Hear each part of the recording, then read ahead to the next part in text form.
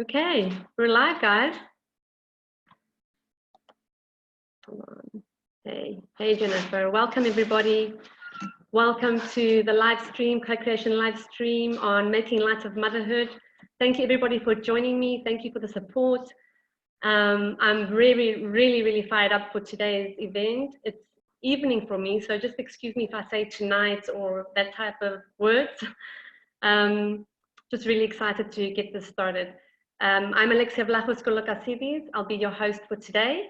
And I have an amazing panel of leaders and coaches from around the world who are ready to share some, hold on.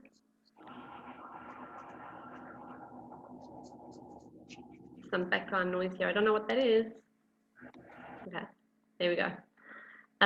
Sorry about that. So we can get this show on the road with Kelly. Let me just introduce everybody first again. You know who the speakers are already. I'm just going to give a quick name call. We've got Kelly Hutchison, Sandra Fazio, and Nicole Telfer, Amanda Votto, and Shannon Rose. Shannon is unable to join us from the get-go. She'll be hopping on a little bit later. Okay, so I'm gonna open the floor for Kelly. She's gonna share with you about how you can stop yelling at your kids and bring more harmony into your home. Okay, so Kelly, you are on. Hey everyone, my name is Kelly Hutchison, for those of you who don't know, and I help parents stop yelling at their kids, and I get the same email almost every single day that says, "Dear Kelly, I love my kids so much, but I can't stop yelling at them. No one listens to me, and so I yell more, and I'm on the crazy cycle, and I don't know how to stop." So they go to sleep with mommy guilt, and only to wake up the next day and promise themselves that they will not yell again. I don't know if you can hear me. I hear a little bit of echo. Can you hear me okay? Yeah. Okay. And so they are caught on this feeling of Groundhog's Day, which we just had in February here in the States, and they don't know how to stop. And so I always try to help parents come up with different reasons of why they don't want to yell anymore, because the yelling is never about your kids. It's always about a feeling of inner lack within ourselves, that sometimes we want to be the perfect parent, and in that quest of being the perfect parent, sorry, I'm getting a little feedback.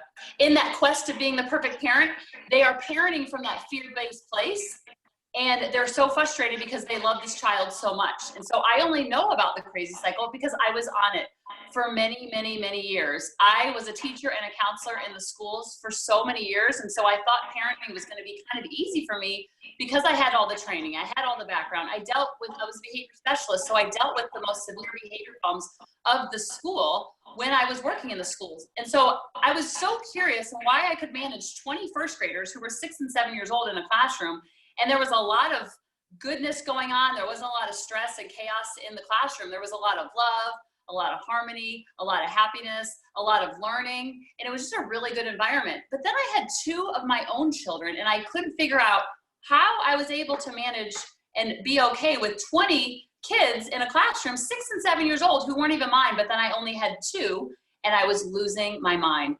So I went on the quest and I went on the journey, and all of the speakers today are going to teach you so much about how to bring lightness into the motherhood, because a lot of times we set ourselves up for trying to be the perfect parent and trying to do all the things, when all we have to do is show up with love and kindness and confidence and all the abundance that we want our children to absorb from us, and let go of perfection and lean into being a B- parent, and knowing that our union with our child is perfect.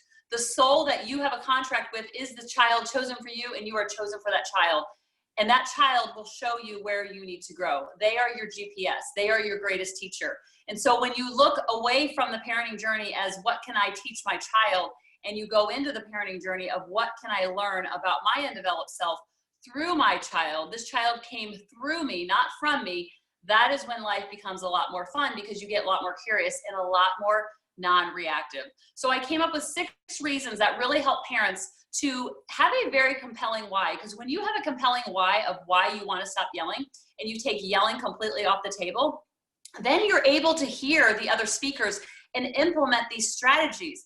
I wasn't able to implement all the strategies that I had in the classroom because I was so enmeshed and codependent, and my ego was so wrapped up in doing it perfect that I was parenting from this fear-based place, and I couldn't use all the strategies that I knew. I had 20 years of strategies, so it wasn't about the strategies for me. It was about me understanding what the ego was, how I was parenting from fear, how I was trying to be the perfect parent. And in that quest to be the perfect parent, I felt very imperfect. And my child made me feel, I thought it was my child, but I really went within myself, and I found out that when I looked within, the answers were always within, because I was so focused on fixing my daughter and fixing my son. And I just thought if I could just fix my daughter and I could just fix my son, because there was something apparently wrong with them in my mind, if I could just fix the problem, which was them, I was giving all my emotional power to a 3-year-old, to a 2-year-old, to a 5-year-old. And that, my friends, is a lose-lose situation. Then I realized how to control my side of the street and realize why all this yelling, snapping, barking was even happening in the first place. And then life became a lot more fun and a lot lighter because I wasn't giving my emotional responsibility to little kids, because that is a lose-lose. So I came up with the analogy of cam gas. And I always want you to imagine that you have cameras on you at all times, and you are on a reality TV show. And when you are on a reality TV show and you have cameras all over the place, I want you to think about your life from being the watcher of your life. And when you think of your life as being on stage, then you become more conscious and you be more aware and conscientious and curious about, why is this causing such a big reaction for me? So the first C, when you have a compelling why, is connection. When you have connection with a child, you will have cooperation. Every parent wants their child to do what they say, but we are not listening to the child when they ask us to do things. How much are we connecting with them? And when you yell, scream, bark, name, call, spank, it literally breaks the connection, and the child now feels like, I cannot trust this other human, so now I'm going to dig my heels even stronger. If you have a strong-willed child and you're yelling at your strong-willed child, it'll make their behavior even get bigger. So I had one child who, when I was yelling, screaming, barking, name calling, whatever I was doing, I was a big snapper. I was just like pursed lips and very snappy. And so I had one child who got super compliant. He was like, I have my own throbbing spirit, but I will donate my throbbing spirit to you, mommy, because she just was like, I will do whatever just to keep you happy, just to make you happy, mommy. And so then I had another child who got super loud and got even louder. So in the end, you will have a child who will either get super compliant and kind of lose their sense of their own thinking and their own processing and their own mindset. And then you might get another child who gets super loud. And so the one who is acting out the most is the one who's going to teach you, is going to be your greatest guru. So when you're yelling, you're breaking the connection. So when you think about connection with a friend, with your spouse, with each other, if you ever had a boss yell at you, or sometimes I ask on Facebook, what would you do if you were volunteering at your child's school and you overheard the teacher yelling at your child?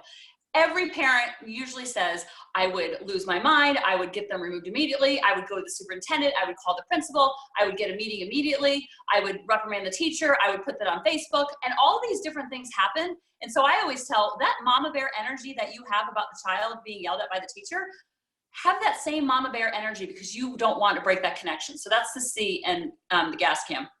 The A is attracted to you. When you are, the blueprint that you are, the way you're treating your children when they're younger is the blueprint for how they're going to be expected to be treated in their relationships, in their young adult relationships, and also in their future marriages if they decide to get married. So we want to set up a blueprint, and we want to set up this emotional laboratory in the home of what they're going to be drawn towards and also who they're going to become in their relationships. If your kids are little, it's hard to imagine them in high school and college having boyfriends and girlfriends, but that is coming down the line. And the way we treat them when they're younger and as they're growing and developing is how they're going to be expecting other people to treat them in their relationships, in their boyfriend-girlfriend relationships, in their fiance, in their marriages, if they decide to get married. And so you want to set up an environment where you're almost creating your future in-laws, because the way that you're treating each other is the way that they're going to be expected to be treated. If you've ever had a friend who is in a relationship and the other person is not treating them the way you feel they should be treated, the first thing you say is, you're like, get out of that relationship. Why are you putting up with this? This is not okay. They shouldn't be talking to you this way. They shouldn't be yelling. They shouldn't be hitting. They shouldn't be doing any of the things. You're so much better than this. And so when you are seeing that in other people, what they're doing is they're playing out something within their past, within their childhood, that feels familiar to them. So it blows your mind because you can see it from the outside looking in, like, what is going on while you're staying? And you have all the talks, but they don't even understand unconsciously that they're recreating something from their childhood, or they're recreating something from their little girl, a little boy living inside them that feels familiar to them. So if we take yelling completely off the table, then it feels very unfamiliar if they ever are in a situation with a girlfriend, with a boyfriend, with a coach, with a parent, with another parent, like if they're at another person's house, with a teacher, when they're in an environment, or they have a friend or someone that's yelling and treating them in a way that hurts, it will feel so unfamiliar to them that they will remove themselves from that situation or tell us, the parents, what's going on, because it's like, this is not okay. We're setting the standards for how they should be deserved to be treated and how they treat other people growing up. Because if they're little now, it's probably hard to imagine, but my kids are now 9 and 11. One's in middle school, and they're not under your nose as much as they used to be. And they don't always tell you all the things, but we want to set it up where their stomach hurts if they're in an environment that doesn't feel safe to them. Not like, oh, this is how I'm treated at home, so this feels good for a teacher to yell at me, or a coach, or another parent if they're at another house. The next one is modeling, the M for modeling.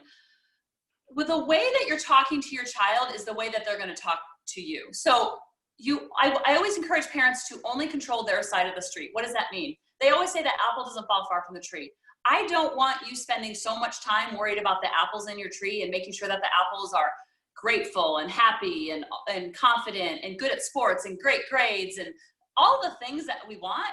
Instead, just model and embody the things that you want for your child to absorb from you, and they will absorb it from you when they need to absorb it. Children are like Bounty the Quicker Picker-Uppers. Bounty the Quicker Picker-Uppers. That's a very popular paper towel we have in the States. And it guarantees that it will absorb all the things. Children have a high absorbency rate. If you've ever been pregnant, maybe you're raising a child that is a foster child, or if you were ever pregnant, or you know someone who's pregnant, or if you were breastfed, or know someone who's breastfed. If you've ever been pregnant, whatever you were choosing to eat, you always say, I'm going to eat for 2. I'm going to eat healthy because I want the baby to absorb it. Or if you're breastfeeding and the baby is breaking out in some type of rash. We always think about that. We get super curious if it wasn't the granola bar that's causing the rash. Maybe I'm having too much dairy. Am I drinking enough water? What's going on? We get super curious about why the rash happens. We don't just treat the rash. We get at the root cause. And so when we are working with other parents, we try to get to the root of why the yelling is even happening. How does this feel familiar in your past? How are you recreating an old wound in current time through your children? That is what the unconscious brain does. It tries to heal an old wound through a current time, or old pain, or old trauma. And so it actually sets up the dynamics between parent and child to try to heal that old wound. What happens is we end up re-injuring, and it doesn't heal the wound, and then we feel that pain over and over and over again.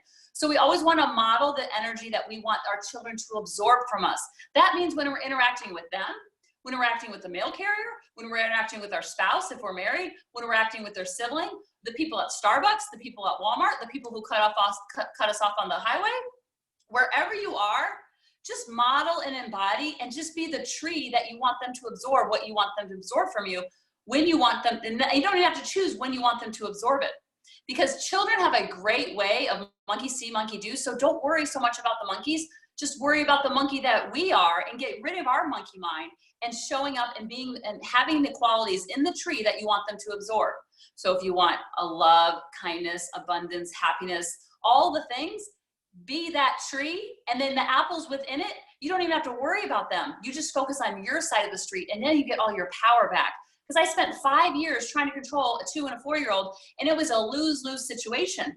I was so on their roller coaster of all their emotions, but once I got off the train, and I got off the crazy train, and after I got off the roller coaster, I was like, oh, I just have to control my side of the street like I did when I was a teacher. If I had a child or a student acting up, I was like, this child is really having a hard time.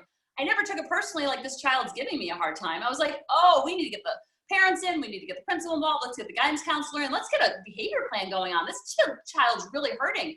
And this is kids who were like pulling me down in kindergarten. They were a kindergartner. I'm 6 months pregnant with my son. They're pulling me down. My walkie-talkie goes flying.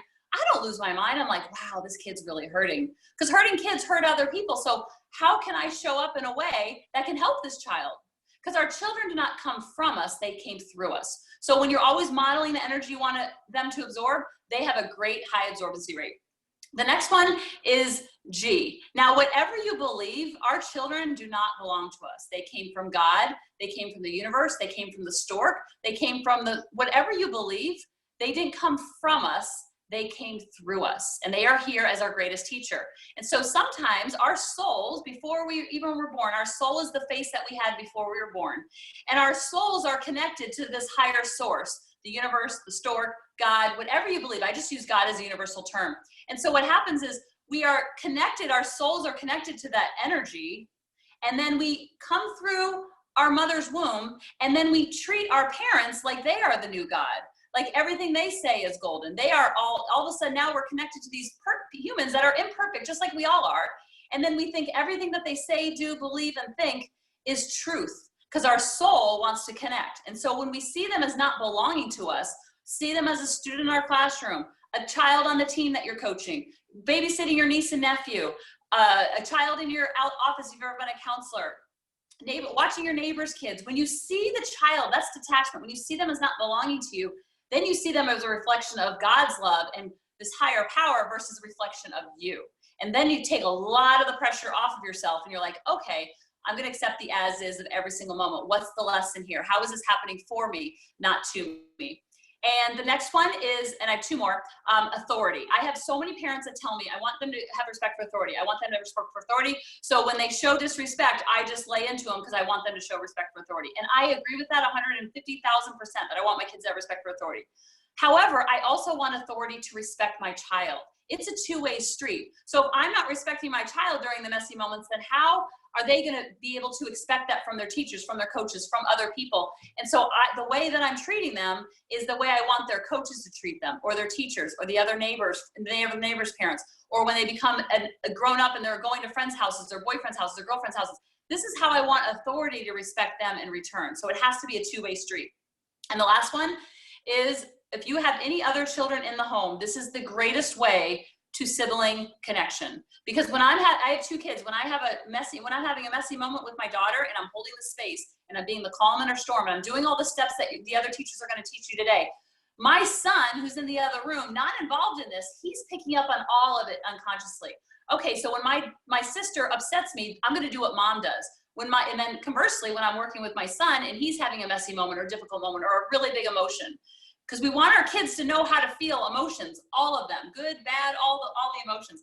When he's having a messy moment, my daughter who's in the other room or in the kitchen, she's picking up on all like, okay, this is the default, this is the blueprint of how we treat each other. So then when they're working together, you'll see them using a lot of those same strategies because we want to teach them about emotional literacy. I want my kids to have all the feelings all the time, and I want to normalize it, I want to support, and I want to show them that this is part of the human experience. It's not something to run from, because if we teach our kids all the time, be happy, be happy, be happy, then they learn how to stuff their negative emotions. Then they think that negative emotions are bad, which means they are bad. So then they learn to stuff. If it's go to your room, go to timeout, just go away while you're feeling a negative emotion, they start to feel guilt and shame. And if they're 2, then when they're 12, then when they're 22, 32, I'm 45, I still have negative emotions. Sometimes I don't know what to do with. But I don't stuff them down anymore. I'm not holding them down underneath like a beach ball. Because when we teach our kids that negative emotions means you should have guilt and shame, when they're 22, 32, 42, and they have that negative emotion come up, they're going to say, oh, I need to put myself in timeout. They might try to buffer away from those feelings by drinking their feelings away, smoking their feelings away, eating their feelings away, shopping their feelings away, somehow trying to numb out that feeling. But if we can normalize it and teach them emotional literacy when they're young in our laboratory of the emotional literacy lab, then it normalizes it for them when they go out and they become an adult, and when they go out and they strike out at baseball, or the friend breaks up with them, or they don't make the team. They're just like, oh, this is part of the human experience. This isn't something I should run from like Forrest Gump. This is something I should run into because it's not as scary as I thought it was. And when we're teaching our kids to be scared of negative emotions and go away, go time out, bye, bye, bye, then they learn negative emotions means something bad has happened. I need to make this stop immediately. Stuff it down. Holding that beach ball underneath water will cause more agita than actually just feeling the feelings, because it's just a vibration going through our body. And then we normalize it for our kids, then we normalize it for when they become older, and it's not so scary. So that's all I had. And so I'm going back to you, Alexia.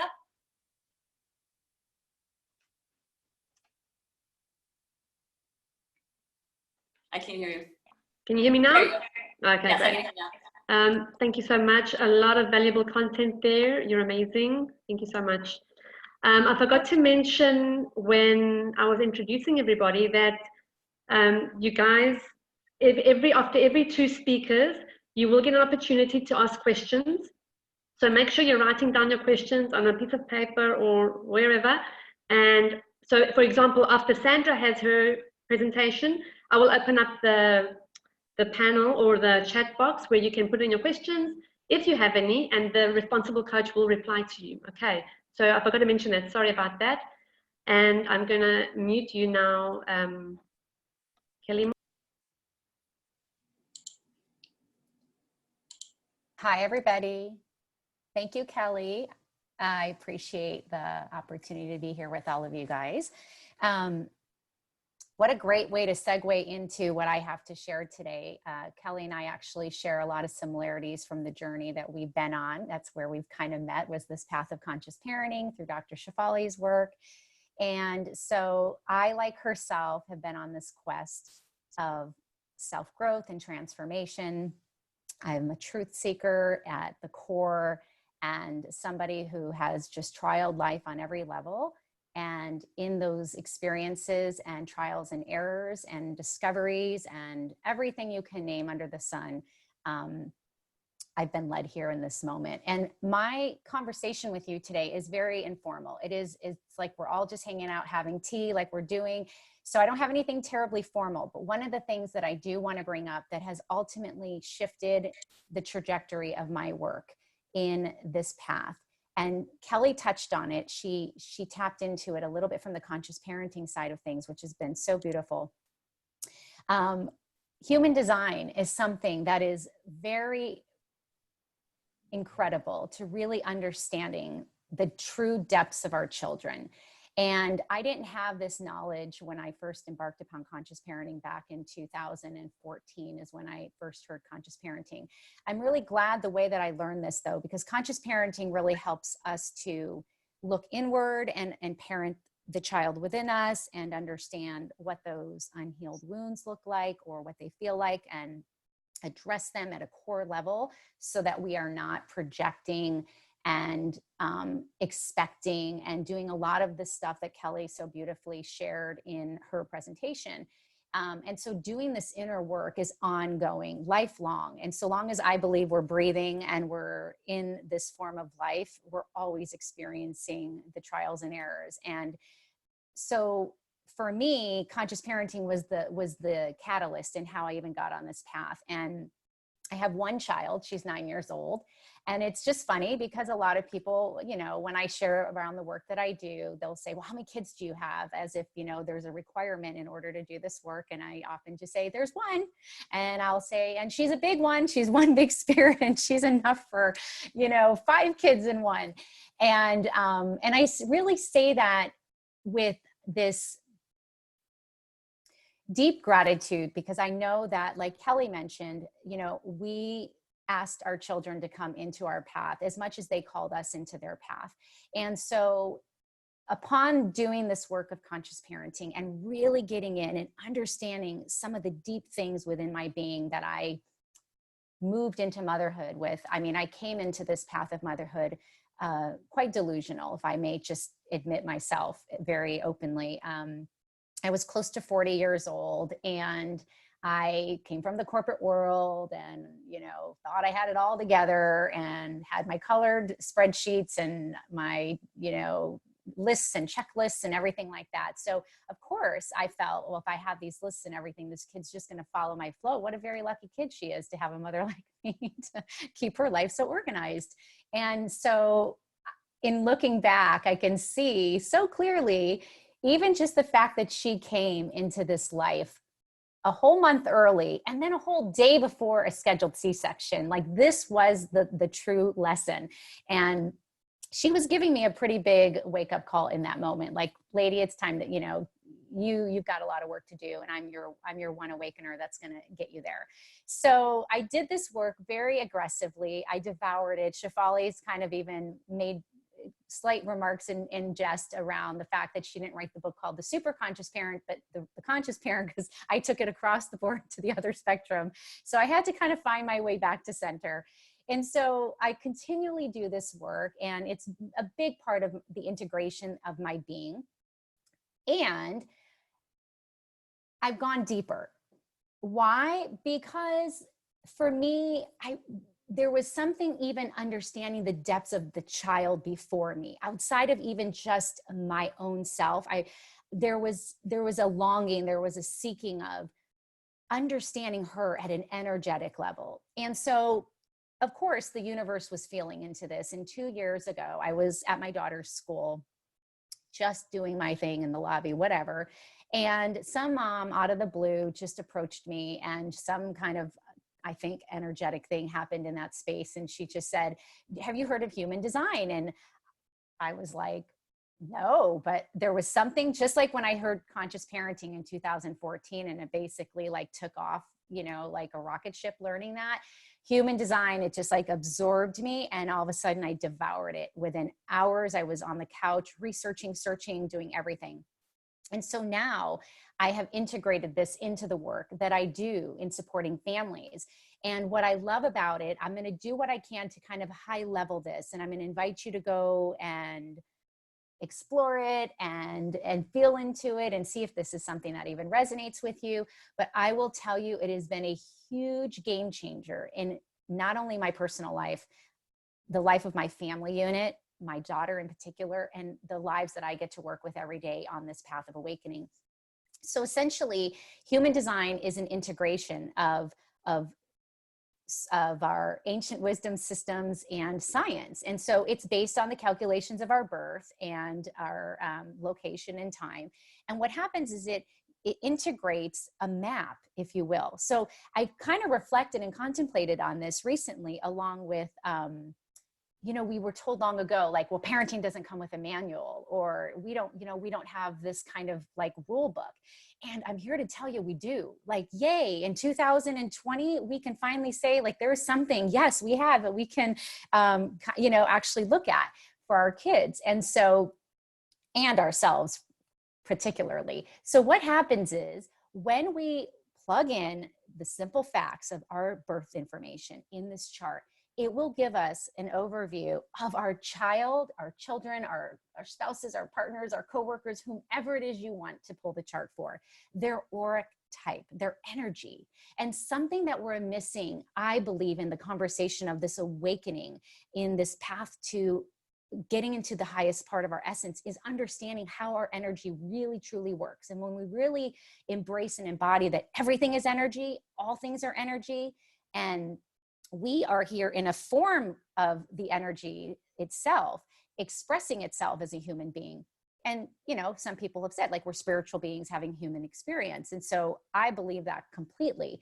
But what happens is, we're able to see into the mechanics, if you will. And I really kind of do this a lot with languaging, just because, I'm not here to ask anybody to attach to words and labels and things like that, but it's the only way I can use construct in these conversations. But it's really understanding the auric mechanics of each person that we're working with. And so there are 4 different types of energy types out there. There's manifestors, there's generators, there's projectors, and there's reflectors. And then there's a hybrid known as a manifesting generator. So they're a little bit of both. And this makes up the whole world. At any point in time, if you were to pull various charts, you would see that we're all different kinds of energies. And what happens is, we go in with these expectations that we're all the same, like, because we're human and we speak and we have this neocortex, we must all just be the same, act the same. And this is where we get tripped up. And to Kelly's beautiful points about like absorption and what our kids take in, they're imbibing the energy, they're digesting the energy fields around them. And so what happens is, when you see these charts, it's laid out so amazingly, and you'll see them in centers, like chakra centers, and every chakra center will speak to that energy field. And then there's different flavors of that that express how that energy field comes to life and how it's here to like move and navigate in the world collectively. So I'll give you an example. So this is something I would have loved to have known about. I'm just minding my time. So this is something I would have loved to have known in 2014 upon getting into conscious parenting. So my daughter, one of the big things for me was, right, like control. And I wanted control. And this is why I was so like this in everything I was doing with motherhood, and extremely anxious, extremely intense. And I still am at times. So I'm here to kind of like lighten anybody's perception that, at least I can speak for myself, but I'm sure the rest of the speakers would say, no matter how much work we're doing here, we're all still growing every single day, and we're all still evolving, and we're, you know, tripping up on ourselves. I mean, I often say I'm consciously unconscious many times, just because I'm so aware. Sometimes I'm like, yep, I'm aware that I'm totally unaware right now. So anyway, I share that because I had so much anxiety, especially the fact that my daughter came early and then a day early. I mean, this whole thing of motherhood just really threw me in for a breakthrough. And one of the things is, in her human design specifically, she's a generator and I'm a manifesting generator. I move at a lot faster speed than my child. I'm here to do a million things at once. It's how my energy needs to move. And she's definitely more, she has to be more grounded in the work she's doing and be masterful at it, so that she has just the energy to give her that concentration. And so a lot of times I would, you know, I'm very disruptive, or I come in there and I'm just like expecting this and pushing this. And a lot of times, you know, she would say things to me like, you're putting so much pressure on me. And of course, my ego took its own trip, and I would say like, come on, chop, chop, you know, enough's enough. I've given you this bandwidth, you know, I mean, you got to meet me halfway here. And in human design, when you look at these charts, and every one of these centers speak to the flow of the wiring of how we're here to like express the truth of our being, ourselves. My daughter's root energy, okay, is open, and my root energy is defined. So just that knowledge gave me so much awareness that she literally, just being in my presence, absorbs my pressure, just absorbs my adrenaline. And it can be very intense for her, because each one of these centers speak to our organs, and they speak to like the codes of our life, like that are the DNA within us. So this is not some man-made idea. Somebody didn't just, you know, oh, what do I have to do today? I'm just going to come up with this thing called human design. I invite you to go Google it, and you can watch some videos and you can see how it all came to be. Essentially, it is a blueprint. It is a blueprint with the imprinting of our respective genetic codes and our wiring and expressiveness of our individual genius, and how we're here to like navigate and move into this world and support each other along the way, and understand what is mine and what's not mine. And when you look at different experiences of your family's charts, you'll see anything that's kind of open or not colored. That's what they call in human design as a not self. It's meaning like, it's not how you're here to enact, or it's not how you don't have consistent energy. You're not here to like bring pressure into the world. That's not who you are designed to be. Where somebody else might have that, they have a different use of their energy that way. And there's a purpose, and there's a divine way that we're all wired so perfectly that there is no right or wrong. There is no good or bad. There isn't, oh, I've got this and you got that. Am I missing something? But because it's at the core so much about the DNA, if you even just kind of understand the DNA, like in the attraction, like when opposites attract, that works from a very reproductive level.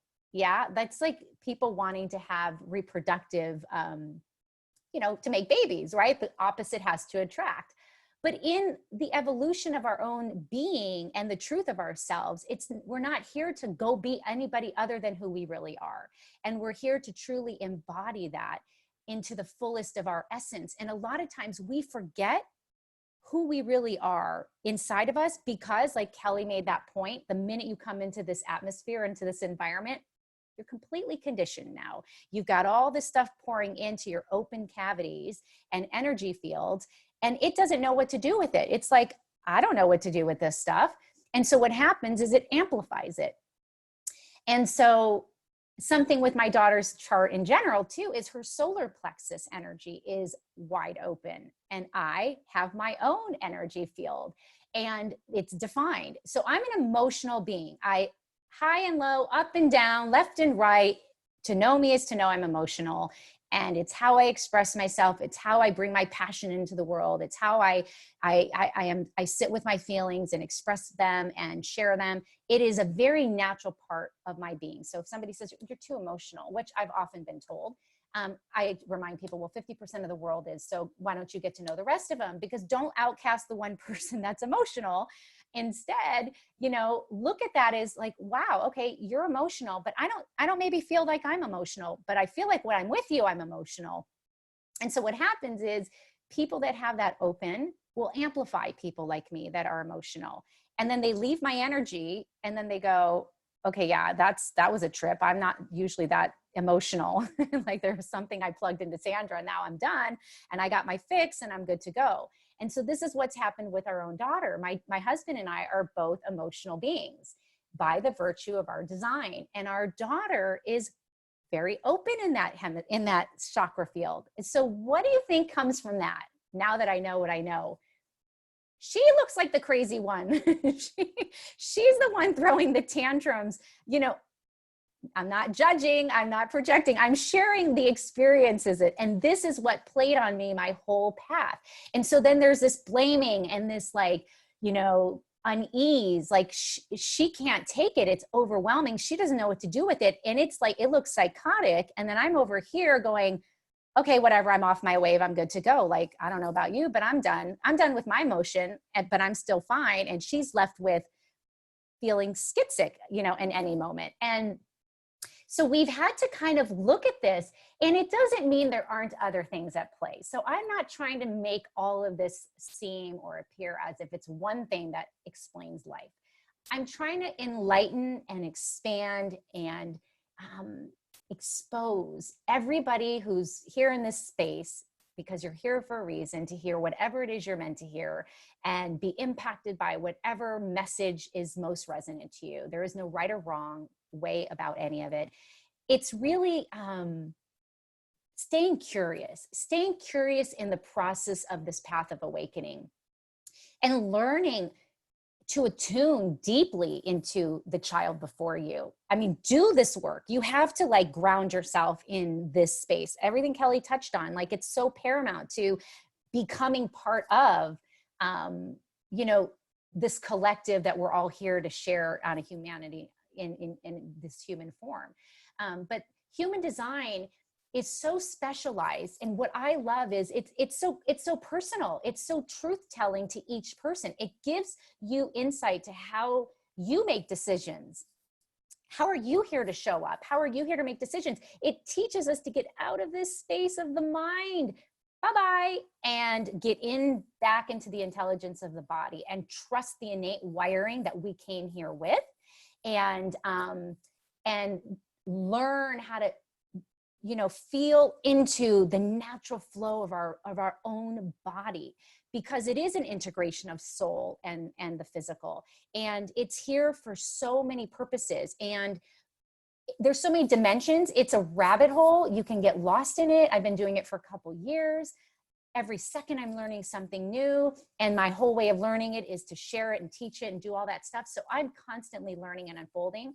And I'm here to tell you, even with this insight, I still screw up every day. I know my kid needs to be responded a certain way. I know that she's not the decision maker, that she has to sit with her feelings. She's a guttural authority. That's an inner authority that you learn in human design. So there are ways to kind of guide our kids into what Kelly was talking about earlier about we want them to know how to trust themselves. And so if we can give them the keys, right, to their own vehicle, to understand the way the manual of their vehicle works, we're not all going to be on this crash course thing called life, road raging and, excuse me, heading off cliffs.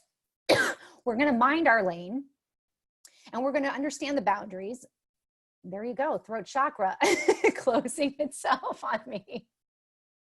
It's kind of my time. I guess it's telling me I'm up.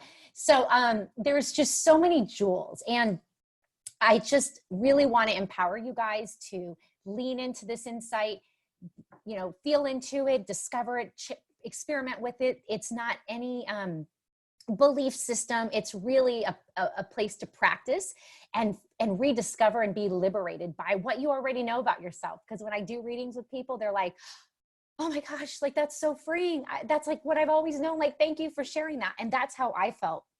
It gave me so much freedom. This is why I can show up in a forum like this with 0 notes, because I've trusted into the instincts of the way I'm wired and however I'm meant to bring this message forward. The old Sandra would have been so about, I have to have everything so perfect. And I would have screwed the whole conversation up because I would have been too much up here. And so I'm trusting into the body of my being. And so a little acronym, because I'm all about acronyms and it totally explains my human design, is I put the word peace together. And I was like muddling with this. I dreamt about this last night and I went through 17 variations. And just this morning I came up with a brand new one. So obviously none of those from my dreams wanted to come to realize. But here's a quick thing. It's PEACE. And so I look at it as power of, put that in brackets, power of energy and consciousness embodied. And that's how I feel human design is it's the power of energy, which is the human design, and consciousness, which is the conscious parenting, embodied. And when you have both of these together, it is so powerful. So thank you so much. Blessings to all of you. Thank you. Thank you, Sandra. Thank you so much. Wow, a lot of insights there, a lot of wisdom, and some great things to go and find more info on. Is a question, so we're open for questions now, guys, from Sandra and Kelly. If anyone wants to know anything further, there's one for you. There's Sandra. Sure. Hi, Jennifer. Thanks for your message. So you said, how does human design fit with the mums? I love that energy being influenced by past experiences that make her shout at her child. Correct. Okay. Do you need to do the inner work first before you use human design? Absolutely not. Is the inner work inner child? So these are excellent questions. So it's really, it's its own exploration. So first of all, knowing how your vehicle even is, like understanding what's under that hood, you know, this is your vehicle. Get to become really intimate to understand how does your energy type even work? And so in human design, there's a thing called strategy and authority. So we all have our own authority, and this is how we make decisions, because we've been conditioned that it's in the mind, but we all have so some of us have emotional authority. We have to sit and be with this. And there's a process, and we have to really honor that and not judge it. Some people are sacral authorities, which is their gut, and it's like the moment of their truth is in the moment. Some people are splenetic authorities, and it's very like instinctual. It's like primal. Some people are projected authorities, where they have to speak to hear their truth. So you first learn your flow, right? You got to learn how are you even here to understand. And it does work beautifully in inner work, because as you start to see, oh, I can see where I've been open, and this is probably where I'm putting a lot of that projection onto my child, it becomes more clear. Just like I told you with the root energy and the solar plexus energy, it just made sense. And it's not like, that's it, magic fix. Oh, I'll never be upset again at my kid, or she'll never feel my emotions. It's like anything in time, you build a muscle and you just become more conscious and more aware. And so to address it around inner child therapy. So therapy is not a word I'm familiar with. You know, I like the word guide and usher and things like that, because I think therapy sometimes focuses too much in the past, in the wounds, and all of it has its own relevant space. But essentially, you pull your chart, you pull your kid's chart, and really the best thing is to get a reading done and allow somebody to kind of like bring it down. And one of my gifts that I really have found just in human design, and it explains how I've learned conscious parenting and everything, is that I'm all about practicality. I want to know how to take the complex and bring it into simplicity. This is why I do acronyms, and I write and do all these kinds of things, because I have to it has to integrate. And then, you know, this is where I've tripped up over sometimes conscious parenting. Like, I get that, but you don't understand my kid. And I would get really frustrated sometimes, like, you know, but you don't know her. Like, you're talking this, but she's this. And so it really helps me to see that more intimately. But I think it's pull the chart. You could go to mybodygraph.com. It's a free service. Plug in the information. Be careful of how they're asking the times, because a lot of these are in different countries. And you'll see like a profile type. You'll see the aura type. And then feel into it, you know, however you want to explore it. There's so many different ways. There's books you can get. There's things on Google. There's readers out there.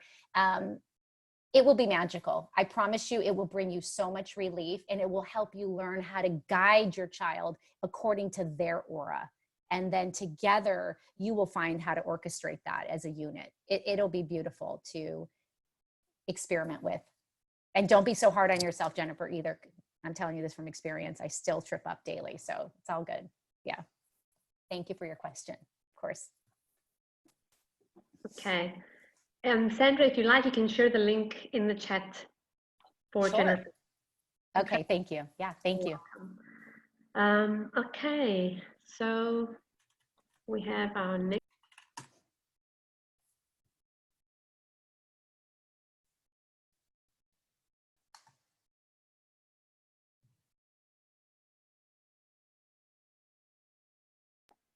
Sorry, was I on mute? Okay. We have our next speaker, Nicole. I've lost your video, Nicole. Oh, there you are. There you go. Can you hear me? Yes. Okay, perfect. The floor Hi, is yours. everyone. I'm Nicole Talf, and I'm really excited to be here.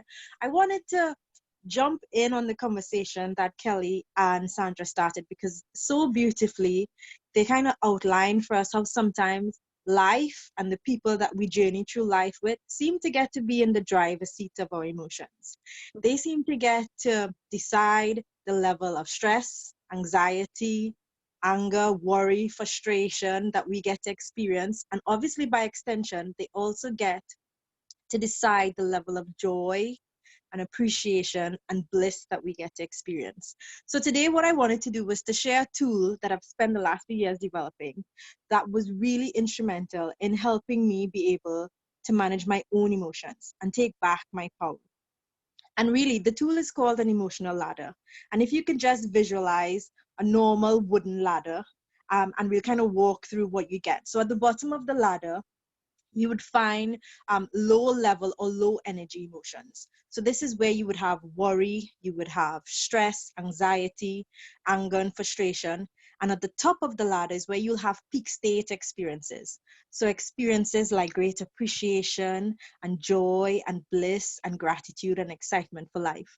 And we've all had peak state experiences. If you could think to the time where you felt like you were turned on, tapped in, where your intuition was on point, your creativity was just heightened, and you just felt like you were in flow. And some people call this being in the flow or being in the zone. I call this being in your peak state, because for me, this is when you're truly connected to all of who you are, from a spiritual and an energetic level. And really, there's an equation that goes along with being in the peak state that we need to understand. The less time you spend in peak state, the less access you have to joy and to creativity and to bliss. But really, the good news is that the converse is also true. So the more time you spend in peak state, this is where you have greater fulfillment. This is where a lot of leaders, like powerful leaders, spend most of their time, because this is where your communication is maximized. This is where you have the opportunity to impact and inspire behavior in others when you're in your own peak state. So really, I think emotional mastery is about understanding how do we manage our emotions in a way that we could spend more of our time in peak state. And to do that, I first say to my clients, there's some foundational work that you need to do. The first is to understand two really important things about emotions. And the first is your emotions are triggered by your thoughts and not external events. And I know every mom in here will go, you don't know my child. When my child starts to behave in this particular way or in that particular way, I go nuts. And they know I would go nuts, and they know exactly where my buttons are, and they push it. So the way I'm feeling is as a result of them pushing my buttons. But the reality is And you will know this from your own experience. The reason two people could stand and experience the same event and walk away with two different emotional experiences is because your emotions are triggered by the thoughts you have about that event, the meanings that you make up. So the meaning about the event, the people, and their perceptions about you, which is most important. So it's really, I think, foundational to understand about your emotions that they're all internally driven. The second thing about emotions that you've got to really understand in order to get to mastery is that the emotions that you don't lean into and feel fully so you could process, you push down and you store. And those emotions form the basis of your triggers. And triggers for me are like a call to action. They're really your body saying, hang on, you've still got me in here and it's time to pay attention to me and let me go. And so when you have those experiences where your kids push your buttons, really what they're doing is shining a light on some emotion that you stored most of the times all the way back from your childhood that your body's still asking you to let go of. So those are the two sort of foundational things that we need to understand before we get into mastery. When I teach my clients about mastery, I try to give them an analogy of the way the armed forces would approach a minefield, because there's two approaches to emotional mastery. So in times of peace and in times of war, the armed forces will do completely different things. So let's take those in turn. So in times of peace, the armed forces will get down, they put on protective gear, they will get those metal detectors out, and slowly and carefully, they will go across that minefield, painstakingly, inch by inch, trying to find a grenade that they could deactivate. Once they find it, they carefully unearth it, they deactivate it, and then they go back over that area. And what I've learned from my own emotional mastery journey is that you get to do the same thing with your own emotions if you're courageous enough. And I'll give you an example. I am definitely a recovering yeller. I am a parent coach. I've spent 10 years studying parenting at a very deep level in terms of research. But yet, every day, my kids seem to be able to find a way to help me to grow and learn more about myself. So I'm definitely in the recovering yelling space. But one day when I realized, I said to myself, listen, these are the two people, I have two boys, that you absolutely love more than everybody else in the world. Why are you yelling? And I sat down with my journal and I said, it's time for me to take my coaching and I have to turn it inward. So I asked myself the questions that I would ask most of my clients as we go through a coaching journey. So the first thing was, why are you yelling? That's the first question. It seemed to be easy and obvious. I'm yelling because my kids don't listen. I didn't yell the first time, second, third, or fifth time. But by the time I got to the 10th time asking the same thing, I was yelling like a crazy person.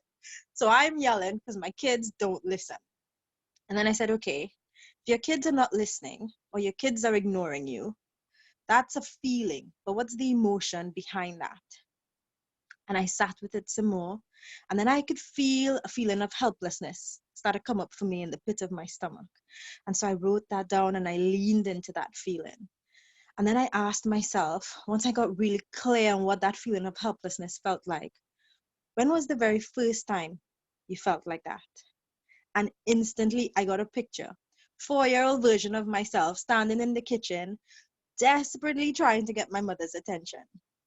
And I'm not sure, I can't remember what I wanted to say, but I'm sure about the feeling that whatever I wanted to say in that moment was the most important thing to be said. But no matter how hard I tried, I couldn't get my mom's attention. So at 4, I did what all kids do. I took a prefrontal cortex that was not yet developed. I took the experience that you could have up to a 4-year-old. So let's just say cognitive ability for 2 years. And I created meaning. And the meaning I created was that what I had to say wasn't very important. And furthermore, I wasn't very important. At least I was not as important as the things that needed to be done. And that when I needed to get the attention of the people I loved the most, I would struggle to get it. And as I leaned in doing that journaling exercise to the feelings that that 4-year-old girl had, which were painful experiences to recognize within myself as an adult, I was able to share an adult perspective. Because you see, from an adult perspective, that entire picture looked very different. From an adult perspective, I saw a mom who worked 12 to 16-hour days, trying to give her kids a better life. a mom who was desperate to make sure her kids had a better education, they lived in a different neighborhood, and they had access to opportunities that she didn't have. A mom who truly loved her kids more than anything else. And when I leaned into that feeling of being really loved, rather than the feeling of being ignored by my own parents, I was able to look at my kids differently. So now instead of looking at them and seeing that they were ignoring me, what I saw was two boys that were really engrossed and focused on what they were doing, right? And it's the type of focus that from a leadership perspective, I know is where great creativity comes from. So it really isn't the type of focus that we should want to squash at parents. But I think the journaling exercise to find out what was at the root of my trigger gave me an opportunity to have a different conversation with my kids. So rather than yelling, I sat down and created a team-like atmosphere. And I was able to share very openly with my kids what it felt like for me when I felt ignored, making sure I took full responsibility for that feeling.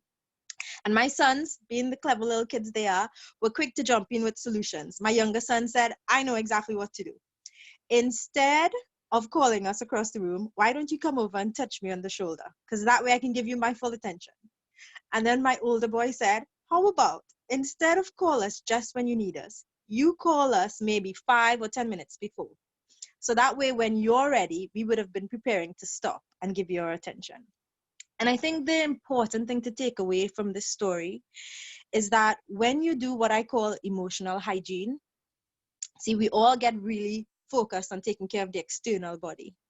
But when you get clear on the emotional hygiene, the impact of the emotional hygiene, it gives you the freedom to have a different relationship, a freedom to create a different dynamic in your family. And I was able, from that point onwards, to create a dynamic that was based on a team-like atmosphere, where my kids knew that I respected them and the solutions that they could come with to the problems that we were facing every day. And the level of respect they felt for me, they were able to give back to me. And so we were able to work together. And that's the first thing. So for me, the first takeaway I'd like you to get is that emotional hygiene should be a daily practice in the same way you take care of your external body. So that's times of peace, right? But in times of conflict, what does the armed forces do? So in times of conflict, the armed forces will say, okay, what is the quickest path out of this minefield? There's no time to go nicely searching around for grenades. So what's the quickest path I can make out of the minefield? And for me, that's where the emotional ladder comes in. And I'll give you an example. Back when my kids were very little, so I think they were both toddlers. My boys are 20 months apart. I don't know what I was thinking, but it was an interesting time in our life, and they were both still toddlers. And life circumstances played out in a way where both myself and their dad found ourselves unemployed. And so we moved to a cheaper part of the country to try to cut costs, but it took me a full year before I can get a job. And in that year, I had to make some really tough decisions. So the decision that I made was that I was not going to pay any bills so that I can keep food on the table, because we had to pay rent in advance. So I knew at least we had a roof over our head, but I wouldn't pay any bills. And at the end of the year, when I got a job, the sense of appreciation and excitement, I can still feel it, because it just felt like, the nightmare is over. There's a light at the end of the tunnel. And that sense of gratitude went with me even on the cold days where, as the Caribbean girl living in England, I would usually moan about how cold and how dreary the weather was. I was still blissfully happy. I was so appreciative for the new job. And I picked my kids up from childcare after work, came home, opened the door, flipped the light switch on, and nothing happened. And instantly I got a feeling of dread in my stomach. I ran to the other end of the room, flipped the light switch, nothing. Ran into the kitchen where most of the broilers are kept in the UK, opened the broiler cupboard, looked in, no light. And I knew instantly what it meant. And my self-talk so quickly got steeped in shame. And this is the first lesson of the emotional ladder. You can be blissful and happy and appreciative, and in an instant, fall to the bottom of your ladder. Just like you can from a physical ladder. You can fall from the top to the bottom in one go. And literally in seconds, I was steeped in the feelings of guilt and shame. My self-talk was awful. I said to myself, how could you do this? Like, look how you have a first degree in economics, a master's degree in marketing, and you can't figure out how to keep the lights on. And it went on, and I said to myself, I said, look at what you're going to do to your kids that are still blissful in their abundance mindset. You're going to change their mindset tonight and give them a mindset of lack and poverty, because you can figure out how to do a simple thing like keep the lights on. And that guilt and that shame bubbled within me. And within a few seconds, I found myself in blame. So I was in my mind pointing fingers. If this person had done what they were supposed to do, and if that person had done X, Y, and Z, I wouldn't be here. And this is the second rule of the ladder. You see, because when I was growing up, I was taught that there were some emotions that you just shouldn't feel because they're useless. So in our home, things like anger, things like rage, things like jealousy, those were just emotions you weren't allowed to feel as a child. In my home, the grown-ups were allowed to be angry, and kids were allowed to be silent when they were angry. Go into your room if you're angry. You don't dare display anger. And you definitely don't display blame. So blame was an emotion that I grew up thinking you shouldn't feel. But on that ladder, blame has sweet relief from the feelings of shame and guilt. Sweet relief. And so that was where I learned that you really needed to have a great appreciation for your full range of emotions, because every emotion that you have sits on that ladder, and like a physical ladder, every emotion supports you on your climb from the bottom of the ladder all the way back to your peak state. So you want to get comfortable with your full range of emotions.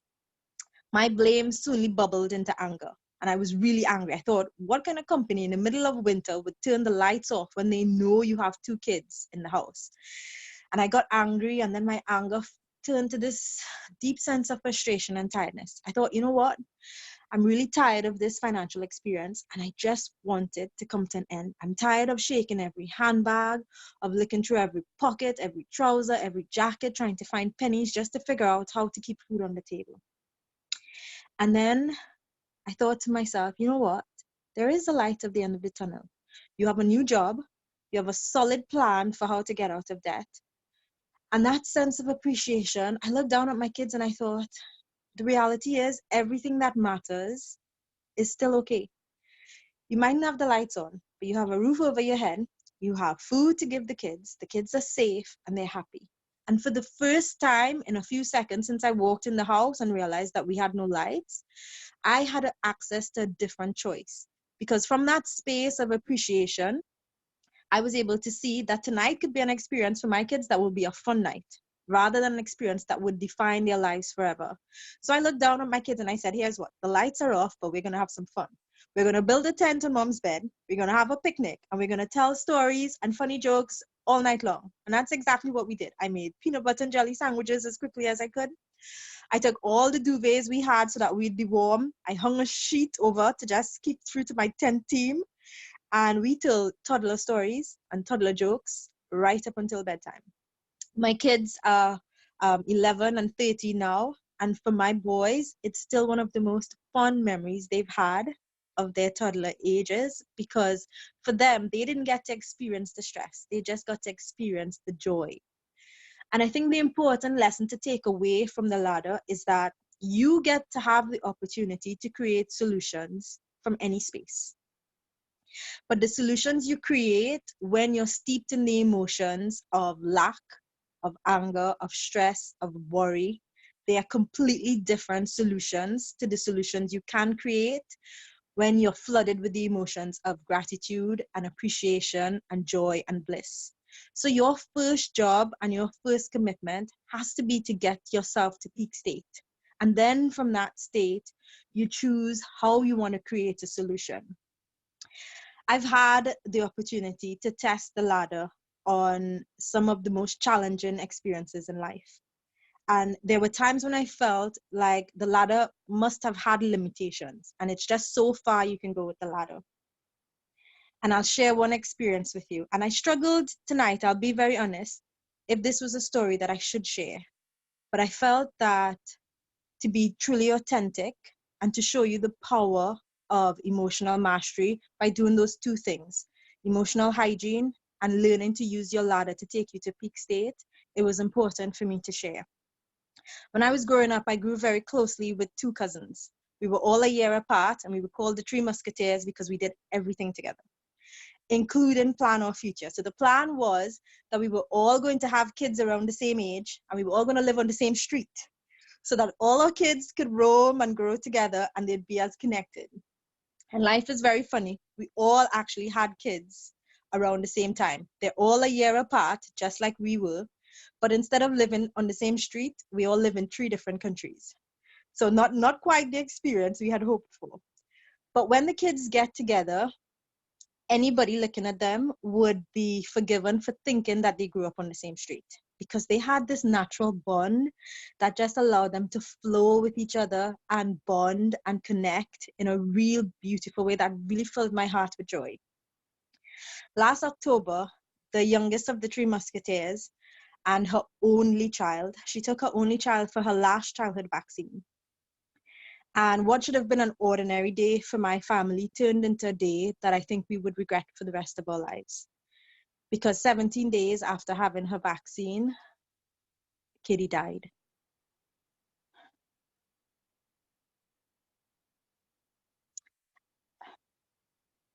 Sorry. It plunged my family into a sea of never-ending questions with very few answers for comfort. And it was weeks before I thought I could even lift my head to figure out what's the next step on the ladder. Weeks. But there's a few things I know for sure. If I am to be committed to supporting my cousin as she goes through this journey that no parent should be on, the support I can give at the bottom of my ladder is very different to the support I can give at the top of my ladder. And because of the way Katie died and the questions that surround her death, it required a lot of research. And the level of support I could give as we try to find answers is very different at the bottom of my ladder to the top of my ladder. I'm at least 100 times more effective at the top of my ladder as I search for answers and search for doctors and researchers across the world to find out what really happened than I am when I'm steeped in my grief.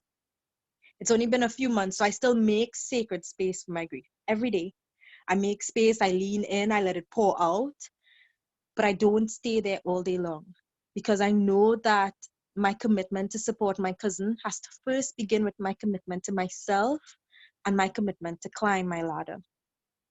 When we were just in the grips of this life challenge, I had a conversation with my mom and I said, I'm not sure how we're supposed to move on from this experience, what we're supposed to take away from it. And my mom said to me, she said, life is like a game of cricket. And I don't know where in the world, if you understand the game of cricket, but in the game of cricket, you've got, very similar to baseball, you've got a batsman and you've got a bowler. And when that batsman steps up to the plate to bat and he looks down at the bowler, he doesn't get to tell the bowler what kind of ball he should send. What he gets to do is to make sure that no matter what that bowler bowls, he's prepared to bat. And it's my hope and my prayer that everyone can learn to do 2 things. Learn to lean in and create a practice of emotional hygiene every day so that you're more available to your peak state, and recognize how you can use your own tool of your range of emotions as you're in the heat of life battles to be able to move from any sort of deep, dark, low energy emotion all the way back to your bliss and your joy and your appreciation for life, so that you can step out every day knowing not that you will be able to survive whatever life throws at you, but that you'd be confident that you can thrive no matter what life throws your way. Thanks, everybody. Thank you, Nicole. Thank you so much for sharing.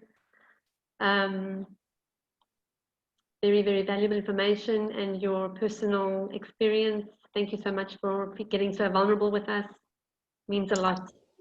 Thank you. Okay, let me get hold of Shannon now. Shannon. Hold on for me, Nicole. I'm going to unmute you now. Sure. Sorry, mute you. Hey, Shannon. Hi, hello everybody. This is Shannon Rose, and she just joined us 15 minutes ago. Shannon, welcome. A lot has been shared, and we're excited to hear your presentation. Shannon's going to be talking about how to stop using your kid as an excuse to not be living your dreams. Okay, go ahead. Hi everybody, my name's Shannon Rose. You guys can all probably hear I'm an Aussie. And I actually live in the Italian Alps and we're in the middle of a snowstorm. So please someone let me know if the Wi-Fi connection drops because it is a little choppy and I really do apologize for that. So I'm really excited to be here and I was really honored to be asked by Alexia to present to you all. So I'm going to share a little bit about my story with you, and in the hope that it is really going to back up the reasoning as to why I feel the way I do about mums who tend to make a lot of excuses in terms of not following through on the things that they really desire for themselves. So it's so funny that I'm doing this, and my mum is actually here from Australia right now. My husband's in America. And one of the really big things that came to light for me was watching my mum give up on everything.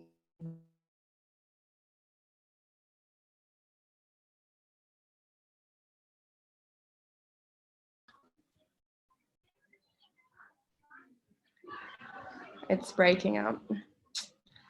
I wondered if it was. Can everybody hear me? Yeah, we can hear you, Shannon. I apologize. I'm gonna do my best. We're in the middle of a snowstorm. I'll just keep going. All right. So my mum, she gave up on everything because she had 2 children. So I'm one of 2. I have a sister as well, and my mum stopped living. She stopped living. She put her entire life on hold, and at the end of, yeah, absolutely, that might be super helpful. So at the end of, you know, our time in the nurturing in the nest, she was really lost. And it's really interesting because she is here now, and I found coaching. I'm really new to the coaching industry. I'm really new to the coaching world. I found coaching about 3.5 years ago. So I'm very, very new. And the reason that I found it was because I was moving through postnatal depression for the second time with my son, Harry. And it was an extreme bout that I had experienced elements of it with my first child, Millie, who's now 6. And coaching literally saved my life. It literally saved my life. And one of the big elements inside of that was self-love. I found myself through myself. I found myself through seeing who I really was. And I found myself through honoring and connecting with what I really wanted. I'm hoping you guys can hear me. Through connecting to what it was that I really wanted for my life and for me outside of my children. So it's really interesting. You know, my topic is about like really bringing you to the forefront in your family's life. Okay, I'm going to turn my video off. All right. Can everybody hear me? Thank you. No worries. All right. So my intention, my mum and the family, when we play up,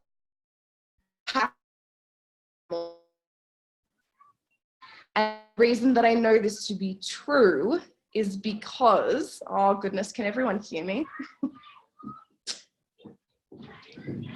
And then it does break up quite a bit, but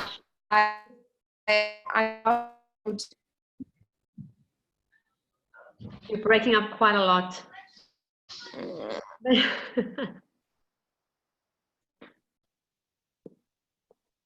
think we've lost you again.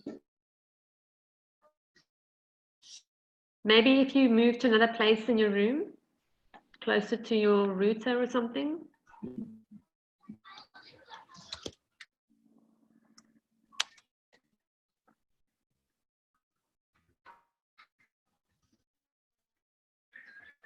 Yeah, she could do that, Sandra.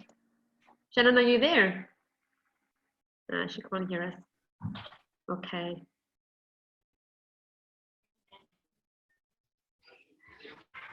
Shannon? Okay, she's really breaking up a lot. I'm going to send her a message and ask her if she can, yeah, I'll ask if she can try from her mobile phone.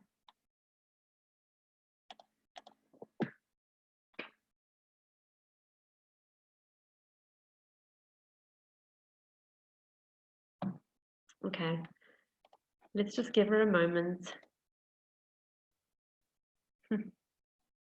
Thanks, Sandra. Okay, I think she's even logged off. Yeah, she's logged off. Let's give her a moment to come through again. Does anybody have any questions for Nicole while we're waiting for Shannon? Anybody have any questions about the emotional intelligence and mastering emotional intelligence?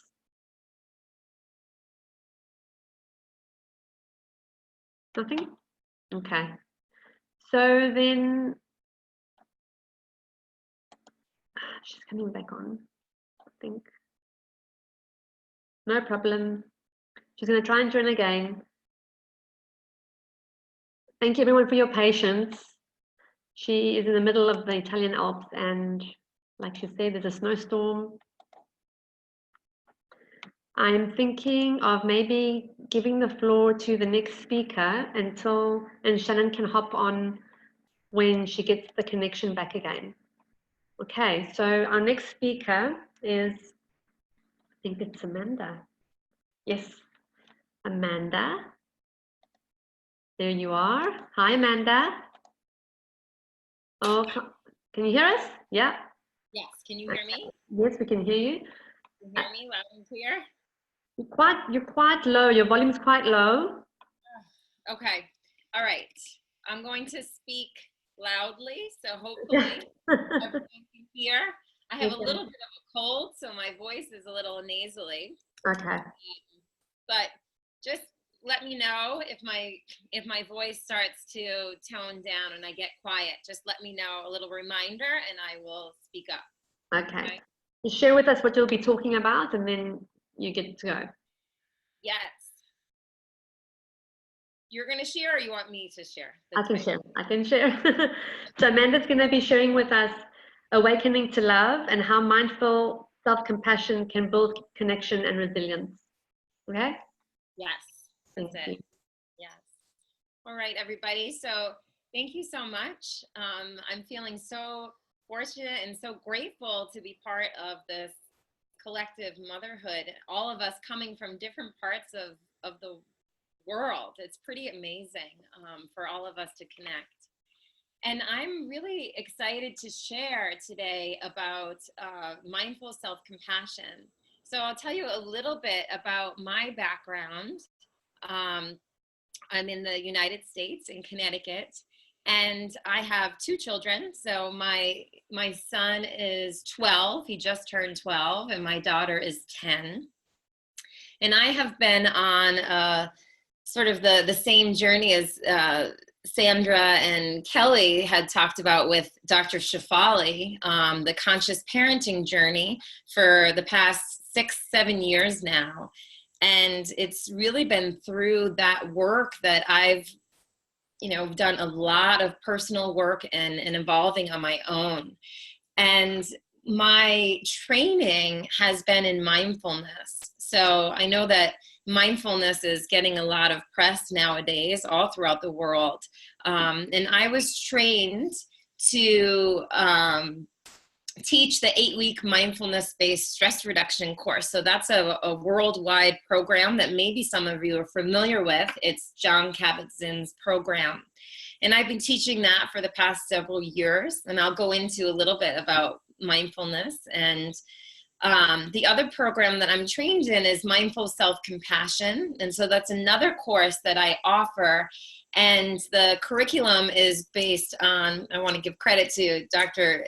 Kristen Neff and Dr. Chris Germer, who are from the US, and they developed this 8-week mindful self-compassion course, which has been so transformative to me, and it has such an important role in the parenting journey. And so today I really wanted to bring that piece to our talk, this mindful self-compassion piece. And I want to start at the top with a quote that I love, and maybe some of you are familiar with it. It's a quote by the poet Rumi. The quote is, "Your task is not to seek for love, but merely to seek and find all the barriers within yourself that you have built against it." So one of the biggest barriers that we have built against love is ourselves, right? We can be the biggest barrier for ourselves, the way that we criticize ourselves and judge ourselves. And parenting is fertile ground for us to criticize ourselves. Like, I know this firsthand, and I am a recovering perfectionist. And just as Sandra said that she was like, you know, she's so type A and everything is planned out. And it's me to a T. And that does not work for parenting, right? Because our kids have their own agenda. And how beautiful it is, because it can help us release control and help us release the chains that bind us and really allow us to enter into a heart space. But it can be hard. It can be really hard to get to that place. And so my hope today is to talk about how we can start warming up to ourselves, how we can start befriending ourselves when it comes to parenting, because parenting is hard, right? We're having this seminar because there's struggles. We all struggle when it comes to parenting. And some of us, you know, are not as open with that, right? We look at how others portray themselves on social media, or it seems like, you know, they've got their lives together and we're like, what the heck is wrong with me, right? Why can't I seem to, you know, get my child to listen or whatever, right? So I'm here to talk about how we can start really having compassion for ourselves and to build that inner friendship that does not come that easy. Some people, perhaps it may, but others, it just doesn't, it feels foreign, it feels awkward. But it is within all of us. We all have that ability to build a strong connection within ourselves and to extend compassion for the challenges and the struggles that we go through as mothers. So I want to start by saying, there's this beautiful exercise that when I teach the Mindful Self-Compassion course, this exercise of how do you treat a friend? So this beautifully highlights, right? This beautifully highlights our relationship with ourselves and with others. So I want you to take for an example, I want you to think of a friend, a mom perhaps, that has been struggling, right? Somebody maybe that you know well, or maybe an acquaintance, something that somebody's struggling with, right? So, or just think of hypothetically that you have a friend, a good friend that comes to you and says, listen, this is what happened, right? So my son failed his math class, or my daughter is having really bad social anxiety at school. She doesn't want to go to school. Right? So these are just some scenarios, and maybe you can think of something there. I'm sure we all have a million things that we can think of that a friend has come to us and confided in us and shared a challenge. I want you to think about, in that moment, how you show up for your friend. how do you show up for somebody that comes to you that may say, listen, right, Nicole, my friend or my daughter has stomach aches every day before school and cries and doesn't want to go to school. How do we show up for a friend? And since this isn't interactive, I'll give some examples, right? Some examples from myself. If a friend comes to me and is struggling with a parenting issue, first of all, the first thing I do is just give space to listen, right? I listen to them. I, may validate their feelings. I can certainly, be non-judgmental. Just allow space to listen to what is going on.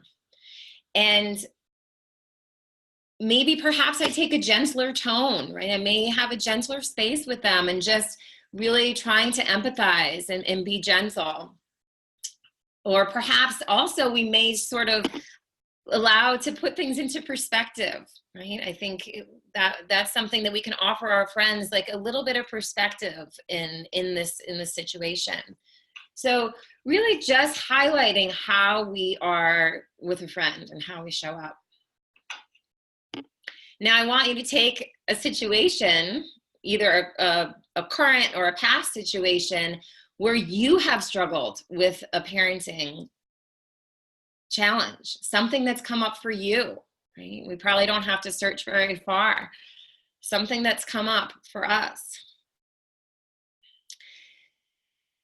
And I want you to try to remember, or if it's clear and happening now, just bring awareness to how you treat yourself when something comes up, right? When your child perhaps failed a class, right? Maybe in that situation, we might automatically start being, blameful of ourselves. It's our fault. It's my fault. I didn't support my son. Or, we can be very critical of ourselves, very judgmental. The tone that we take, that inner tone that we take with ourselves, can be harsh, right? We would never say what we say to ourselves to our friend, right? She would no longer be our friend if we talked that way. Right? We also have the tendency, or at least I have the tendency, that when something, goes awry with my child, that it's like the worst situation ever, that this is like, he failed a class. Well, now, he's not going to get into the school that he wants, and then he's not going to get a job. And then, right, we go to like the worst case scenario, which is certainly not what we say to our friends, right? So we can make something magnified 1,000. So I bring this up just to highlight that a lot of times our worst enemy can be ourselves, the way that we talk to ourselves, the way that we judge. As if parenting isn't challenging enough, right? Then we add this extra layer of expectation onto ourselves, and this extra layer of criticism and judgment. And so with my training and my background, mindfulness, right? Mindfulness is really about training our attention to be in the present moment, right? To be aware of our present moment experience. And the presenters that have come before, right, especially Nicole, with talking about having that, like knowing our inner landscape and being well-versed in our emotions, right? That's mindfulness. It's understanding what our present moment is comprised of. It's comprised of, our physical body and our physical reactions, our mental diet, our thoughts that are going through our minds, our emotions that are present. So I, with my mindfulness practice, became very well aware of my present moment experience, became very self-aware. But I was very aware of how critical I was, right? So that is one thing. When I came into the present moment and understood all that was at play, it was like, whoa, there's this really, really tough inner critic that's inside, this person, this voice that's constantly commenting on my parent, how I parent, and I should have done this, and, you're not good at that, or your child's going to screw up, or, all these ways, right? And maybe I'm exaggerating it, and maybe it sounds very harsh for some, and maybe it doesn't sound harsh at all for others, and maybe you really identify with that. But through that mindfulness journey and being aware and then recognizing this critical voice, it was like, oh my God, what do I do with that? Right? Now, what do I do with that voice? And so that's where the mindful self-compassion comes in. Right? And we're not alone. I want to just say it's a study that was done in the US, but 78% of people are kinder to someone else than they are to themselves. Right? So it's not just a generalization to say that most people find it much easier to be kinder to someone else than to themselves. But I know firsthand that we all have the ability to cultivate and to cultivate a friendship, an inner friendship with ourselves. It is from that compassion and that inner friendship with ourselves that we then are able to meet our child where they are, from a place of deep connection and deep compassion. It starts with ourselves. Right? So I'm going to go into a sort of a exercise on the spot that we can do, because as parents, we don't have a ton of time. We don't have, a ton of time to sit and meditate or to whatever. I mean, I personally have a daily meditation practice, but I know that's a barrier for people, is to, carve out time every day. So mindful self-compassion can happen on the spot. So I'm going to tell you exactly one way that we can use it.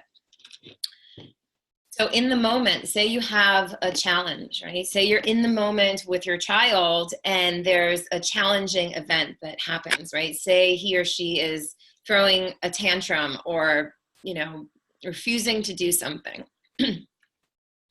In that moment, we bring mindfulness. So we bring present moment awareness that this is a moment of challenge, right? So there's sort of three steps to this mindful self-compassion that I'm talking about. Number one, the first step is mindfulness. We have to be aware that that there's a challenge taking place, right? So say we're in the heat of the moment with our child and they're tantruming. In that moment, number one, boom, I'm aware. I'm aware in this moment that this is difficult, right? This is difficult for me in this moment. There's a challenge, right? That's the mindfulness piece. And even in that moment, we bring ourselves into the moment, because a lot of times when our child is when there's difficulty with the child, we go off in reactivity. Reactivity is not present moment, right? Reactivity, we're out of the present moment. So when we recognize there's a challenge and we turn inward to that moment, we're staying mindful, we're staying in the present moment. So we recognize this is a moment of challenge, right? This is difficult. And we may turn our focus inward and just notice what's here, oh, wow, there's anger here. Right? And my chest is so tight, or I'm holding my breath, right? That's noticing physically how our body is, and then naming the emotion that's present. And we can even, just take a quick flip and just look at the script that's going on in our minds, right? A lot of times it's like, oh, you did it again, right? Why do you always flip out, right? Whatever the script is that we're talking. We can start to bring awareness, and mindfulness helps us sort of contain, right? We start building a self-awareness of what this moment even comprises, what is even here, right? And then the next step, right? The next step, after we recognize that there's a moment of struggle, there's a moment of challenge, there's a moment of suffering, the next step is this piece of common humanity, right? This piece of recognizing that I'm not alone. I think a lot of times in parenting, we feel isolated. We feel like this is only happening to me. My kid is only like this, or I can't control my emotions, right? And so recognizing, boom, right? I'm not alone in my suffering. I'm not alone in my challenge. I'm actually connected in my challenge, right? That other people feel this way too, and it's okay.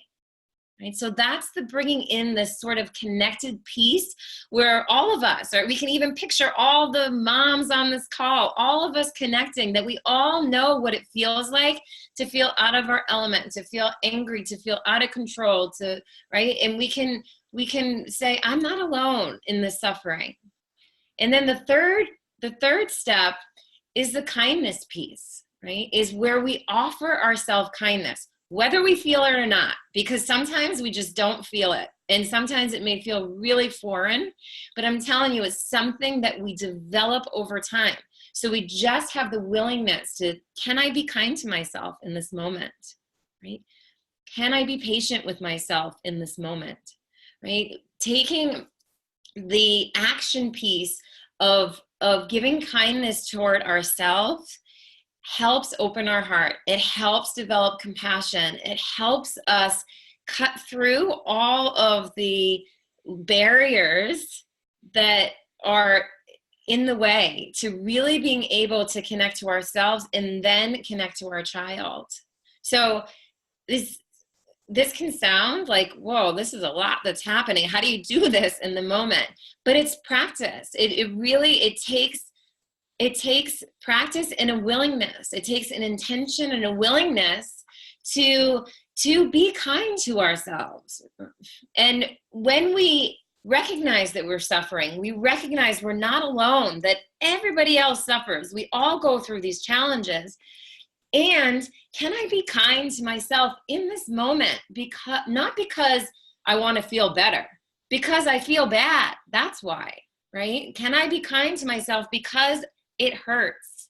That's period, end, right? And maybe it looks different. We need different things at different times, right? Maybe, can I just be patient? Or, what would I need in this moment when I'm offering kindness? Maybe I need to just give myself a gentle touch. Maybe I need to just, take a few breaths. And that's what kindness looks like to me in this moment. So it's a practice. It adds no time because you're already in the moment with your child. You're just noticing in that moment. And later on, right, there's certainly time for deconstructing and going into, our triggers and our fears. Yes, there certainly is 100% a place for that after, but in the moment, how we can break that cycle of reactivity, that cycle of shame, blame, guilt, is to cut through it, to recognize, here I am, we all suffer, and can I be kind in this moment to myself? And when we can when we can even sense an inkling of compassion for ourselves, we can then extend it to our children. So that is really, I still have a couple more minutes, but I just want to highlight a little bit ways where we can bring compassion to ourselves, like the different barriers that we have. Right? Ways that as a mom, we may add to our challenges, as if our children and the situations and society isn't challenging enough, the ways that we add. I already talked, number one, about that inner critic, right? That critical voice. When that comes up, that's a moment of suffering, right? So can I be kind to myself with this inner critic, right? That's one. Another layer, another barrier that causes more suffering is comparison, right? We compare ourselves to others and think, others have it. They get an A+ in parenting, and I'm, failing over here, right? So that's another way. Another way we set ourselves up too is that we don't give ourselves any room for failure. I love the quote by Pema Chodron, which is fail again, fail better. So when we recognize that we're gonna fail, right? We don't have to place these high expectations on ourselves. We're not super moms, right? We're going to fail. And actually, there's really no such thing as failing, because when you recognize that every situation, every obstacle is an opportunity. It's an opportunity to grow. It's an opportunity to extend compassion toward ourselves, right? Feel better. It's an opportunity to extend compassion to ourselves. So there's no missed opportunity, right? We can use everything as a way to evolve ourselves, because as we evolve, we allow our children to evolve as well, right? Another way that we add to our challenges is we should be this way, or we shouldn't feel this way, or motherhood should be happy. Oh, I should be having more fun, right? No, we can be honest with what this moment entails, right? We can be honest with what is here, right? And allow ourselves to take the pressure off. And when we spiral, right, say we get angry with a child, say we get angry and we lose our temper, and then to make matters worse, we spiral off into guilt and shame, right? So then we just keep pushing ourselves down, right? We go lower on the ladder, right? We keep going down. And how do we get ourselves out? One way of getting ourselves out is self-compassion, is recognizing this sucks, this hurts, this is horrible, right? And can I be with myself in this moment of suffering? And can I be kind? Because this doesn't feel good, right? So it's a way of lifting our energy. So I want to leave you just with, excuse me, some action steps to really help cultivate self-compassion, because this is not a quick fix overnight thing. At least it wasn't for me. This is a journey that takes trust. It takes, dedication, and step by step, we build that inner relationship where we actually become our own best friend, right? That may seem like, what, right? How can that be? But I promise you, we all have that ability to do that. And I'm learning every day, to meet myself where I am, to know what my needs are, and to the best of my ability, provide that for myself. Because in doing so, then I can provide for my child. So some takeaway action steps is that self-compassion break that I talked about, that the mindfulness, the common humanity, aware that we're all suffering, and then bringing kindness to ourselves, that you can implement and practice. Another is, if you are into meditation, a loving kindness meditation. So it's known as metta, or loving kindness. It's where we're offering loving kindness phrases to ourselves. And that also is just sort of priming the soil. It's getting ourselves to a place where maybe we can feel compassion toward ourselves. And so that, I have one on my website, and there's plenty if you just Google, loving kindness meditation. And that could be a practice every day for a month, and then see if that relationship with yourself has shifted. Journaling is also really helpful.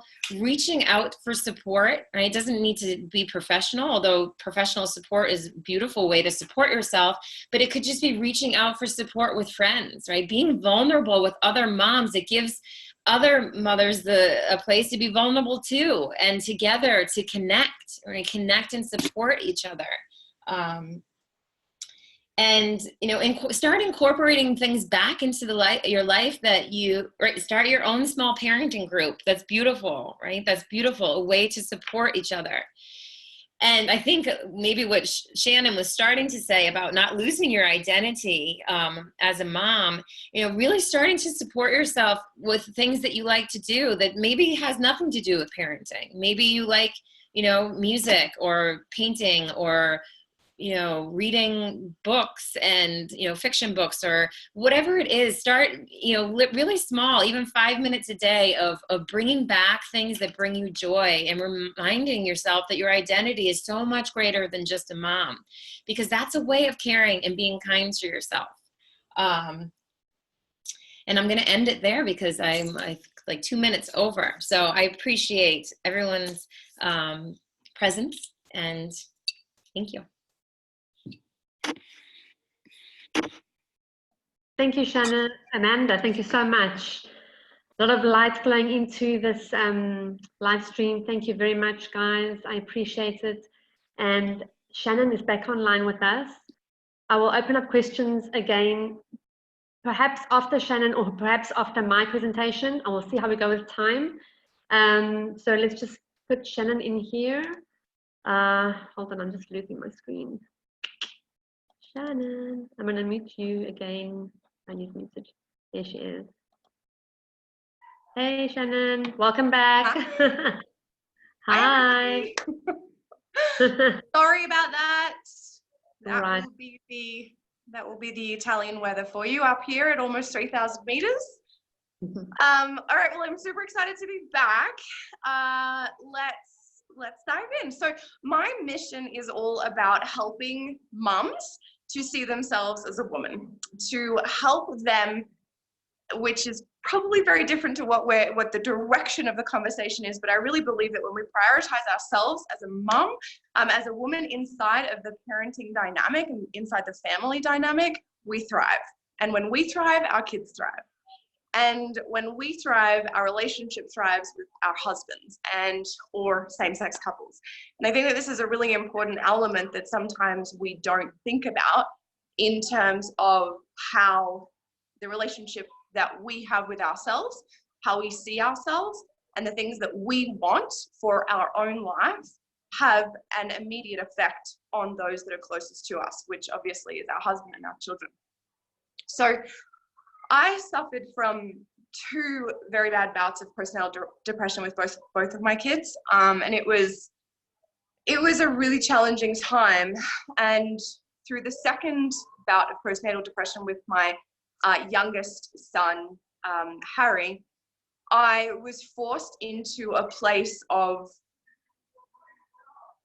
darkness that really forced me to have to find myself. I had to find myself. And through that journey of self-discovery, I found self-love. And it's similar to what Amanda was speaking on, but you know, self-love is this act of ultimately having enough respect for yourself, I believe. And of course, you know, this is going to pertain to every person individually and in a very different way. But it's having enough respect for yourself as a woman to not give up on what you ultimately desire and how you want to live your life outside of your children. So when I was in those spaces of darkness, I had given up everything. I had stopped prioritizing me. I wasn't looking after myself. My background is actually strength and conditioning and nutrition for female hormones. My husband and I owned an internationally recognized gym back in Australia. And so that is actually my background. In terms of bachelor degrees in coaching or psychology or anything, I don't have that. What I do have is experience. What I do have is lived in experience to changing my own life and helping other women to do exactly the same through the process of self-love, self-acceptance, you know, appreciation, and giving themselves the permission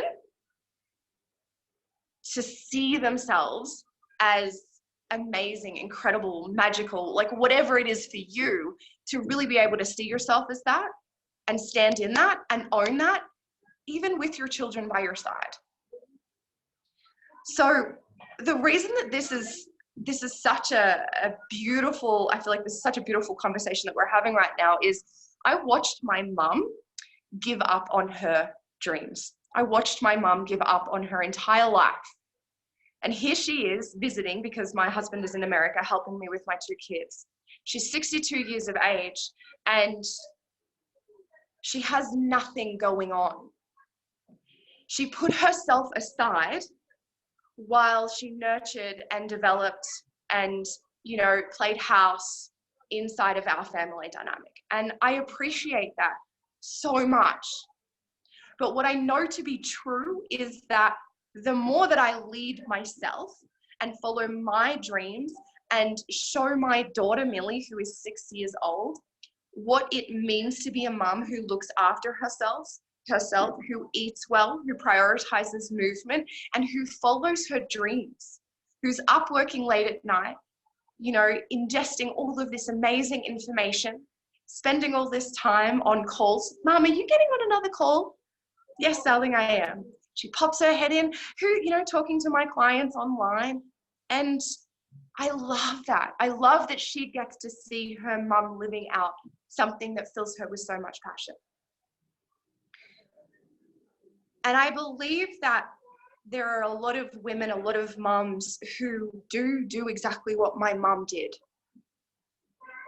I don't know if you guys resonate with what I'm saying, but I don't want to see, it's my mission to help mums step out of that old paradigm and to step into a new one and create their own story alongside nurturing their children to step into their own new stories. I think that this is something that we really have to realize and recognize inside of bringing up our children, is that they are their own little people with their own little minds, and they're going to have their own little dreams. And at some point, they are going to fly the coop. At some point, they're going to want to go off and experience the world.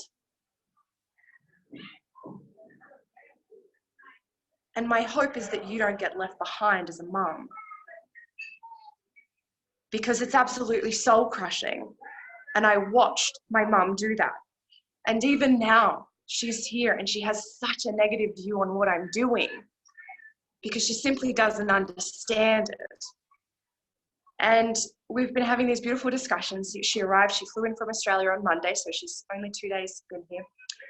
And, you know, asking her interesting questions, like just trying to probe. Like, what is it that you love to do? Would you like to do something while you're here in Italy? What would you love to do? Is this something you want to see? Do you want to take a drive? Do you want to travel across the border to St. Moritz? And there's really just not much spark. She loves seeing her grandkids, which does bring her joy. But I really want to empower those mums who are on here who may not have that mission, who may not have, you know, that thing outside of their kids. You weren't put here to just change dirty diapers and live in the kitchen and go and fold another freaking load of washing. You weren't put here to do that. You have your own life. You get to have your own dreams. And if you're using your children as an excuse to not follow those dreams with all of the love in my heart, at some point that's going to come crashing down on you, because those children are going to leave. And then what happens? Then what happens? So my mission, my intention with my talk, and Alexa's asked me to wrap it up a little bit because my poor internet connection, is to encourage you to lean into self-love and to love yourself enough to stop using those children as an excuse to not look after yourself, to stop using those children as an excuse to pursue something that lights your heart on fire, to stop using those children as an excuse as to why you are not spending more time with your husband. Stop using those children as an excuse as to why whatever it is, the next thing that comes into your mind is not happening for you.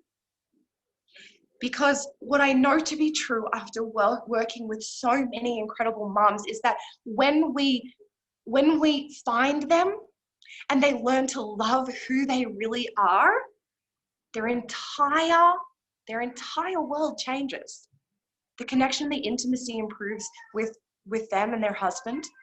And I don't know about you guys, but what I know to be true is that when my husband and I are connected, when our communication is open and it's exploratory and we make the time for one another, my children behave themselves. If I recognize poor behavior happening in my kids, it's because something's not right with me, which we know from listening to the other beautiful speakers. Everything that is happening out there is a reflection of what's happening in here. So if we can start loving ourselves and prioritizing ourselves more and stop making those excuses, you will take back your power and you will bring life back into your family. And when you bring life back into your family, there is less chaos. There is less arguments. There is less reactive behavior by us. There's less reactive behavior by our children. And the entire family dynamic, it really does connect on such a, I want to say, intimate level. You know, it just becomes easy. So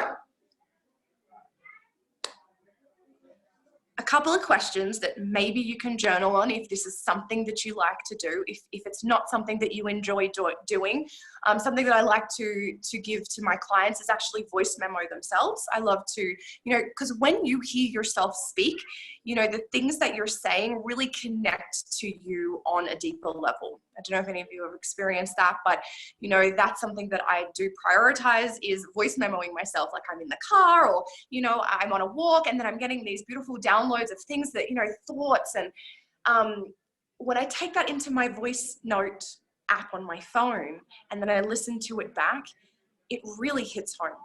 So here's a couple of questions for you that you can connect with that might help you to really make yourself a priority, really make yourself that leader and that light inside of your own family, and really empower your children to also do the same.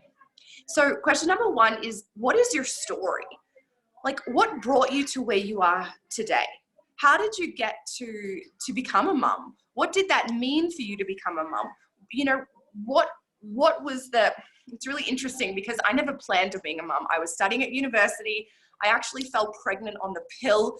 Like, becoming a mum to 2 kids was not in the picture. But anyways, it happened, and, you know, it happened for me.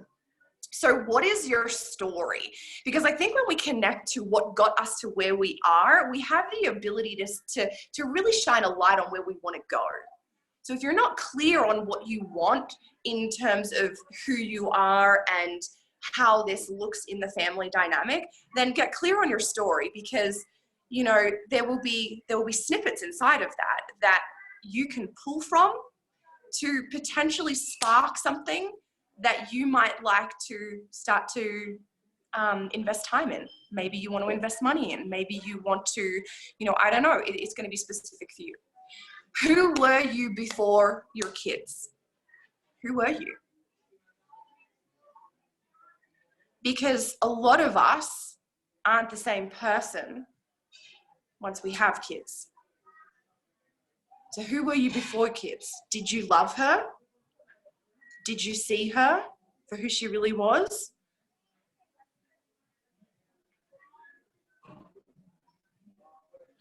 The woman that I was before kids she was quite young, and I'm so thankful for all of the, I don't know if I can swear on here. Can I swear on here? Look, we're all mums and we all say it in our head. I'm so thankful for all the shit I went through up until that point where I fell pregnant unexpectedly, because what that did was it changed the trajectory of my life. I was self-obsessed back then, and now I show up every single day helping women to transform their lives, regardless of whether they're a mum or not. So get connected to that. Like, who were you before you had kids? Who do you want to be now, and why? Who do you want to be now? Who do you want to be now, and why? And what are you not doing right now to make that happen?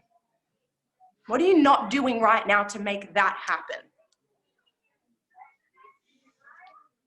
Because there's always something that we can do. There's always something that we can do better. We can always, you know, be better, think better, behave better. You know, as coaches, that's our job. As coaches, it's our job to put ourselves in those moments where we can break through and become a better person. So we're kind of used to that. But for you mums who may not be in that realm, what are you not doing right now that is helping you to step into that? Like, who do you really want to be? How do you really want this family to look? Because you're a catalyst for that. You're a catalyst for that. Not changing your children, not changing your husband. Like, in a week, he's still not going to be taking out the garbage, right? It's you, it's me. We are the powerhouses, okay? So what are you not doing? And then let's create an action plan around that. How are you going to execute that? How are you going to bring that in? If you know you're not doing a particular thing, for example, a daily intention, a commitment to 30 minutes of movement every day. is that going to make you a better mom? Is that going to make you a better you? I can guarantee it is. And if you're not doing that, then how can we create a plan to make that happen from tomorrow? So next question, what do you need to let go of? What do you need to let go of to allow the space for that to actually happen, for that action plan to be put in place, for you to start to implement the things that are going to make you a better you? What do you need to let go of? Number one's probably your excuses around why you're not doing those things. But what inside of that? Are you telling yourself you don't have enough time? Are you telling yourself there are more important things? I can tell you right now, that pile of washing can wait. The dishes in the sink can wait. You'll get to them before you go to bed. You'll get to them before you go to bed. Okay? So I want you to make you a priority. I want to encourage you and empower you that you are the catalyst inside of a harmonious family, children that are connected. I mean, they're kids. They're still going to have their own ideas for how they want things done. But when you're in a really good place, you will bring them with you. You will bring them with you. They will calibrate to how you feel. And when you feel really good, it's just natural. It's just natural. So I hope that has been empowering for you guys. I tried to keep it short and sweet. Thank you so much. Thank you, Shannon. Thank you so much. I'm glad the connection was better this time. Beautiful message, beautiful insights, lovely questions. You know, bringing more light into our experience as moms. Thank you very much. Appreciate your contribution. Thanks. You're welcome. Okay. Last but not least, my turn, guys. Thank you so much for your patience and for sticking with us this far. I'm Alexia Vlachos-Kolokasidis, and I'm a transformational coach for moms, light worker, and conscious parenting advocate. So a little bit about what I want to share with you today here. I would like to give you some clarity. Sorry, my topic actually for today is how to have more energy as a mom, to be happier and have an easier life as a mom and with your kids. And I'm going to share 3 things with you. My intention actually is these 3 things to help you have clarity about why you're not having the energy that you want, you know, the reasons behind that. The second thing is that I want to highlight your most powerful resource that you have available to you right now inside of you, so that you can have that energy and experience the reality that you want as a mom, okay? And then the third step, I would like to take you through an actual experience of that, okay? So a little bit of background on me. I'm actually born in South Africa. I have Greek origin. I was raised in South Africa, and I moved from South Africa to a tiny little island of Cyprus in the Mediterranean Sea, which is actually one of the biggest decisions I made in my life. I am a mom to 2 crazy kids. They are 7.5 and 3.5. Sophia's the younger one and Cristiano's the older one. And they are actually, like everybody has said on the panel, my greatest teachers, and the reason actually why I am where I am today. So my journey as a transformational coach actually began a long time before I was actually consciously aware of it, because the major decisions in my life that have brought me to where I am today, all filled with major challenges and major breakthroughs. One of them being moving from South Africa to Cyprus, tiny little island. The other one being getting married to my dream guy. And the next one being becoming a life coach. That was, you know, one of the big ones. And then the next one was huge one, becoming a mom. And the next one, which is the most recent one, is actually deciding to leave the corporate world which was about four years ago, leave the corporate world and be a stay-at-home mom to nurture my kids and nurture my spiritually conscious business. So all of these segments of my life have brought huge challenges, okay, but also the big breakthroughs and the ladders of what I needed in my life to go to the next level, okay. And I am who I am today because of these challenges and everything that the gifts that they've given to me. One of the major obstacles that I had were in motherhood was when I was a new mom. I think most of us experience this, and Shannon shared her experience of the depression, you know, the dark times of motherhood. I think in some way we all go through something like that. And with my firstborn, I had so many high expectations of myself, of what type of mother I was going to be. I had a perfect picture of the type of mom I would be, of the type of life we would have, of the type of baby I would have, and it was totally blown out of the water. I was caught totally by surprise, and I had thoughts of, you know, I'm not cut out for this. I don't know how to do this. Whereas I was doing everything, like the doing part, the exclusively breastfeeding, the sleepless nights, everything on the outside looked perfect, but on the inside, it was really, really hard, and it was really dark, okay? So that part of my motherhood journey led me to searching, and I found conscious parenting, like Sandra and like Kelly and Amanda and everybody. I found conscious parenting through Dr. Shafali's work, and through that healing and through that growth, I thought I needed to share this with other moms. There's moms that are experiencing the same thing, and they need to know that there's a better way. There's a better way to raise your kids. There's a better way to raise yourself with your kids.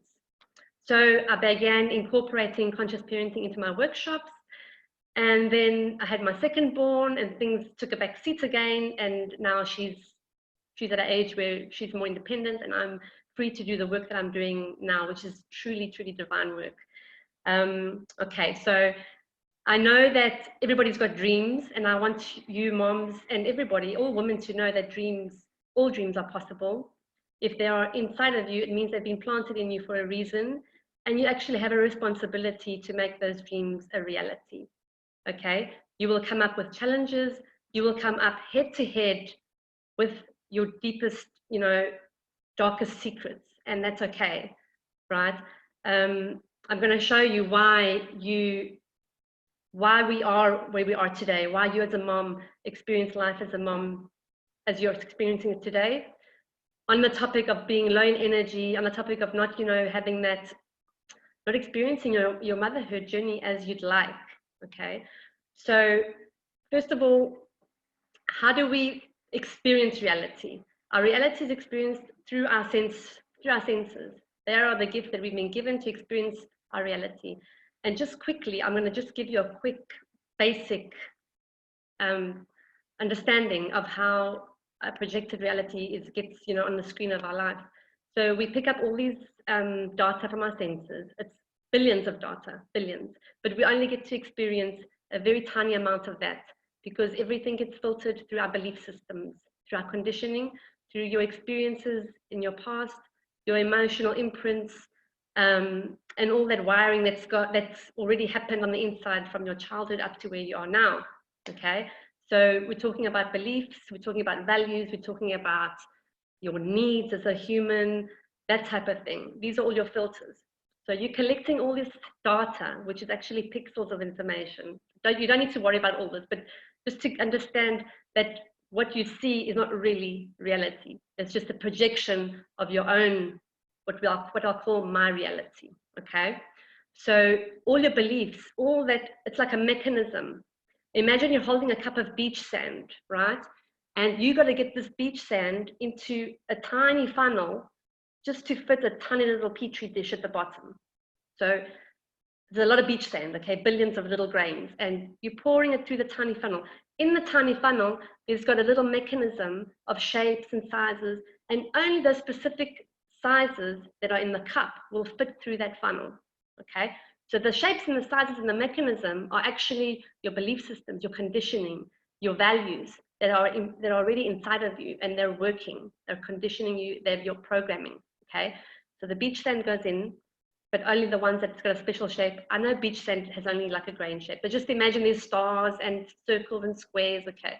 So the ones that you have in your mechanism get to pass through the hole at the bottom of the funnel and give you that beautiful sand, shapes of sand in the dish, which is your reality. So only that which is familiar to you on the inside will be shown to you in your projection of your reality. Okay, so that's on your conditioning. This is a bit of this is the clarity that I wanted to share with you about why you have the low energy as a mom. Okay, and I'll go into that now. We have the belief systems of the old motherhood paradigm. So those are all sucking your energy, okay? Because it's not who you are intrinsically meant to be, okay? I'll just go through some belief systems that you might be running on automatic pilot without you even realizing it. Know that these are lower grade vibrations, and focusing on them takes a lot of energy, even if you're doing it subconsciously, okay? So take note of what resonates with you, and know that it's something that you can work with, okay? So, and know that these are all illusions, right? They're all illusions that are coming up for you now so that you can change the hologram, okay? So, some beliefs now that are imprinted in mothers worldwide. The belief that you have to sacrifice for the sake of your children's happiness, okay? Or the belief that being a mom is a struggle, or that your children never listen to you, or the belief that you never have time for yourself anymore, or that belief that you aren't intelligent enough to be in an important position in business or to become an entrepreneur. Sorry, just letting Kelly in. Or the belief that your body is terrible and you're not confident in your body, or the belief that you're overwhelmed, or the belief that there's a struggle to find balance between work and life, or that you've lost yourself to your motherhood journey, or that women aren't taken seriously in business, or that you don't have time, or you're always tired, or that moms always worry. What about that one? Moms always worry. How energy draining is that belief? You know, if it's running inside of you. I don't want to be a worrying mom. I don't know about you, okay? That it's too late to change, that you've messed up your kids, that your kids are too attached to you, that your marriage is suffering because of having children, or that the romance dies after children, or that you don't have patience, or that you're not a creative mom, or that you are a control freak, or that you obsess over dirt, or the belief that you don't know how to be a good mom, or that you aren't beautiful, or that you're less than perfect, or the belief that you must look and act a certain way. The same applies to your kids, or that you believe you've missed your big chance in life, or that you're a terrible mom, or that you need someone to feel complete, or the belief that you're never going to get above water, or that you believe parenting is a constant struggle, or the belief that you will never live your dream life, and on and on and on, okay? I'll give you a long list that you can perhaps resonate with, okay? So everything I've just said to you are paradigms, okay? They're actually just statements, if you just look at it. They're just statements, but there are statements that you are taking on for yourself as truths, and they're beginning to become beliefs. And as children, if you have young children, as children, we do not have the capacity to decide what we're going to take on as our beliefs. So whatever is in our environment, up until the age of 6 or 7, I think, get imprinted onto us because we're basically in hypnosis mode, okay? And we're just getting stuff downloaded onto us without realizing it. So, but now as adults, we understand the process, and we know that we actually have the power and the knowledge and the support, the communities to change these beliefs that are running amok inside of us, okay? Because these beliefs are the things that are draining your energy. They're the things that are keeping you in the mindset of scarcity. They're keeping you in a mindset of worry. They're keeping you in discord on the inside. So of course, you are reflecting that out into your reality, and you're not going to have energy, because these actual things do not have energy. They do not have high vibratory energy for you. So you're going to keep experiencing the low energy. You know, you don't have energy to be with your kids, to play with your kids. You're always tired. I don't have energy to do the things that I need for self-love, self-care, that everybody's talked about already. Okay, so we need to change the stuff that's going on the inside, that's been taken on without us actually deciding. Okay, know that you can decide today. You can decide to change your story. You can decide to change the trajectory of your life. That's why we're having this amazing event, to shed light on the old paradigms of motherhood and to bring more light into your home. Okay, and so that's about the conditioning and why, and why you're having the low energy. So the next part that I want to share with you is the resource, the amazing tool that you have in your life right now that will help you to source organic energy in your life. And that is the heart. Okay. Oh, my little one's just woken up. Sophia, come. My husband's supposed to be watching her. So the heart is at the foreground of having energy. Sorry, just hold on a minute, please. Just give me a moment, guys. Sophia, go to Baba. Okay, he's gone. Okay, sorry. So this is motherhood, right? Okay, so where was I? Okay, so as a life coach, I only truly started to live deep happiness and joy when I began to really lean into my heart. So I was doing the mindset work, I was doing the techniques, I was doing the tools, I was working through my limiting beliefs and, you know, all that stuff that goes into life coaching and NLP and hypnosis. But I only truly started to realize and experience deeper happiness and joy and energy when I began to truly unlock the heart, okay? Unlock the essence of the heart and unlock the truths that are inside of my heart. So, sorry, okay. Just keeping a tab on my timer. Okay, so in order for us to experience like energized and feeling freer and lighter as moms, we're gonna deal with the stuff that's on the inside through clearing the belief systems, through clearing all that stuff that comes up, and the heart, accessing the heart, where that's the true blueprint. It's where everybody has their blueprint, okay? And following your desires, like Shannon shared so wonderfully with us, taking the action steps that you need to do the things that are important to you, that you love, okay? I'm getting funny sounds on here. Maybe put somebody on mute. Yeah, okay. Sorry. So your heart comes into the play.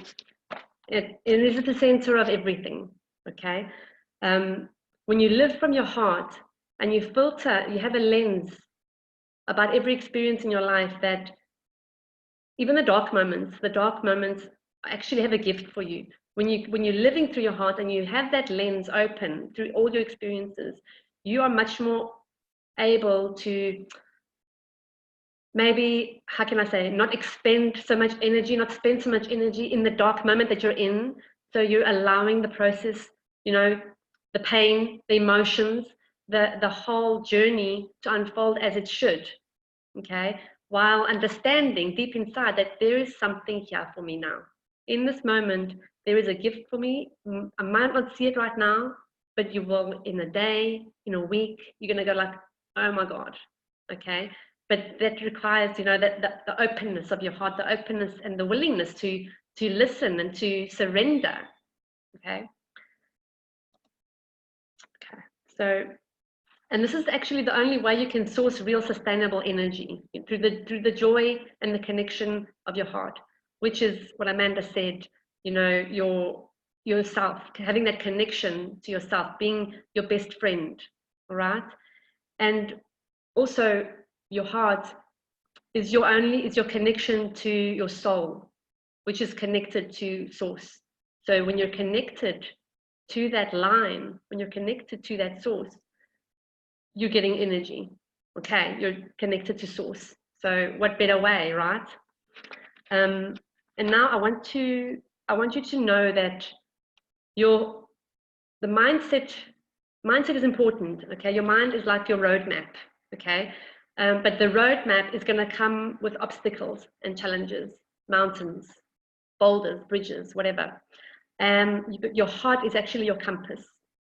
So keeping that in mind, doing the mindset work, and then allowing your compass to show you and to listen to those whispers, to listen to that intuition that comes through, go this way, go that way, and trusting the process that no matter what happens, you will be okay. Everything is okay because you're connected to source.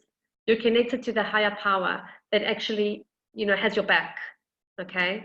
So it's a practice, guys. Like everybody said, like Sandra said, it's a daily practice. Like Amanda said, it's a daily practice of where you get to connect to your true authentic self, which is connected to source, and everything is energy. So you end up vibrating in a higher vibration. You end up having more joy. You end up responding to your kids gentler, not so reactive, which I notice a lot in my family. Okay, so when you discover who you want to be as a mom, how it's going to feel to have that lightness, to have that energy, to have that joy, and how it's going to be, interacting with your children in that way, you're going to discover all these gifts as you open yourself up to your heart intelligence, to your infinite possibilities as a mom, as you bring more light into your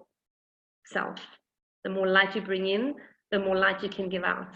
Okay. This is Sandra. Yes, the heart is energetic magnetic field. Yes. Yes, the heart actually has a much more powerful field than the brain. Scientists have discovered recently. So there you go. So of course, aligning the two, the mind and the heart, is the perfect tool, the perfect equation. So I want you to do a quick exercise, and then I'm going to take you through. I don't know how much time I've gone through. Sorry, guys. Okay, 20 minutes. Quick exercise. Right, I want you to think now, as a mom, something that your heart is whispering to you, something your heart is guiding you to do or to experience or trying to shed light on in your life. Okay, write that down. And then I want you to ask yourself, what's stopping you from experiencing that? What's the obstacle? What could be the possible wall that's stopping you? So the wall that you're thinking about is the problem, right? Because it's stopping you from achieving that thing that your heart is telling you, okay? So know that there is an energy attached to that, to the wall, to the problem. And when you get to deactivate that energy, when you get to diffuse that energy, you will be more open to finding a solution, okay? So I want to take you now through a heart activation. I've got a lot more to say, guys, but I'm going to take you through the heart activation, and that'll be the end of my presentation. But this is really, really important because I want you to experience the actual experience of being connected to your heart and experiencing that higher energy as a mom, okay? So it's like a guided meditation. So you're going to just take in a full body breath. And if you want, you can close your eyes. If you want, you can close your eyes and lay your hand on your heart. And start breathing into your heart. Start breathing into your body, feeling the waves of your breath going in and out, and engaging with this life force called breath.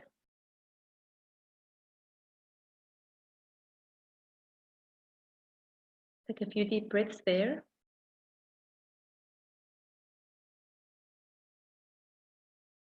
And see your breath breathing and going into your heart. As you're breathing in, see your heart expand. And as you breathe out, your heart breathes out as well. So we're activating your heart lung now. Okay. So now as you're in that space inside of your heart, know that this is a sacred moment for you. Connecting with your heart on a daily basis is a sacred moment. And it can be part of your self-care. So notice now, breathing into your heart. I want you to imagine that there is a light switch. And at my command, you will flick that switch and your light will flood your heart. See a light shining out of your heart. So go ahead and flick that switch right now. And see that light go on inside of your heart. And notice how that feels inside that area. Allow the heart to feel that light. Breathing in, keep breathing. And fill your heart with that light now. And allow the light to overflow so that it spreads out into your chest. With each breath, spreads out into the back of your heart, the back of your back, all the way down your spine. Fill your body with this light. This is your source light. This is your essence. So your body now is filled with your light. Feel your body vibrating with this light. Feel the energy and the abundance in this light. Okay, and see it overflowing from your body. And now I want you to imagine in the center of your heart, there's a lake. It's a beautiful lake. And it's a still lake. And you can think of this lake as you being love. It's your love. Okay? So now you can take a diamond. Imagine you're holding a diamond and you throw this diamond into the lake. And you're rippling love now into your heart, activating your heart, activating the love inside. Feel the ripples of love rippling out of your heart, rippling into your body with each breath, filling your body with source love. And now, in this space, I want you to notice that problem that you wrote down, that wall that you imagined, and see it or feel it depending on what your modality is. You might be visual, you might be sensory. Feel it and see it in your root chakra, at the base of your spine, this problem. Just notice it there. It's taking so much of your energy to keep this alive in your life. And it's time to let it go and allow your energy to flow. So as you notice the problem, I want you to imagine a rainbow coming out of your heart.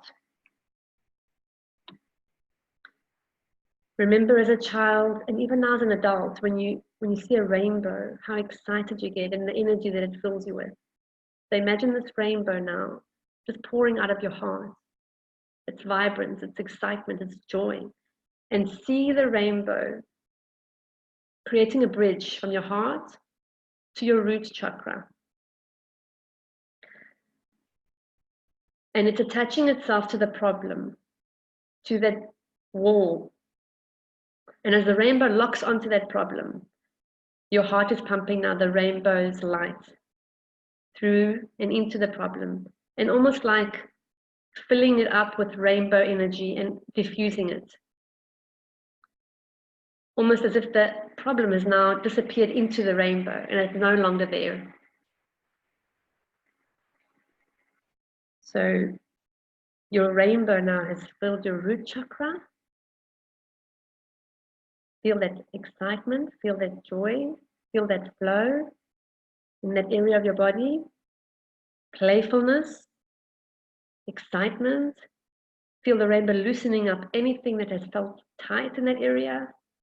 Let it travel down your pelvis, down your legs, to your feet, and then up into the rest of your body. Your body's a rainbow now. You've been activated with a rainbow. So this is an intelligent light tool. And your body is going to respond. Maybe not now, maybe in a few days. Okay? You have literally flooded that old problem with light, meaning that it's not a problem anymore. And you have opened now the space for a solution to come, for a way to be seen.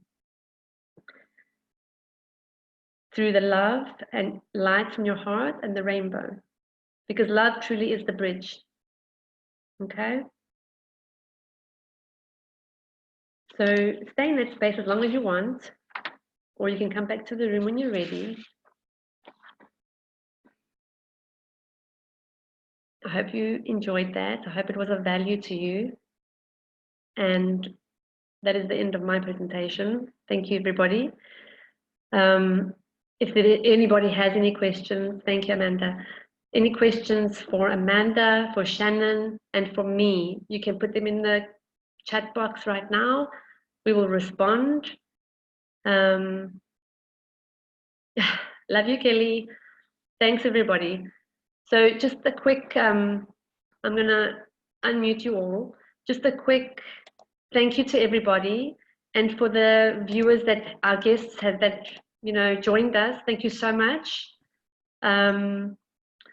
You will definitely be hearing from us in the coming weeks. You will get a chance to connect with all the coaches, and you will get the recording in your inbox tomorrow with all the details from each coach. Okay? Thank you very much for your time, guys. Thank you for the contribution. I love you and enjoy. Thank you. Thank you very much. Yes, so great to share the space with all of you. Bye, Thank you very much, guys. Bye. Bye. Bye.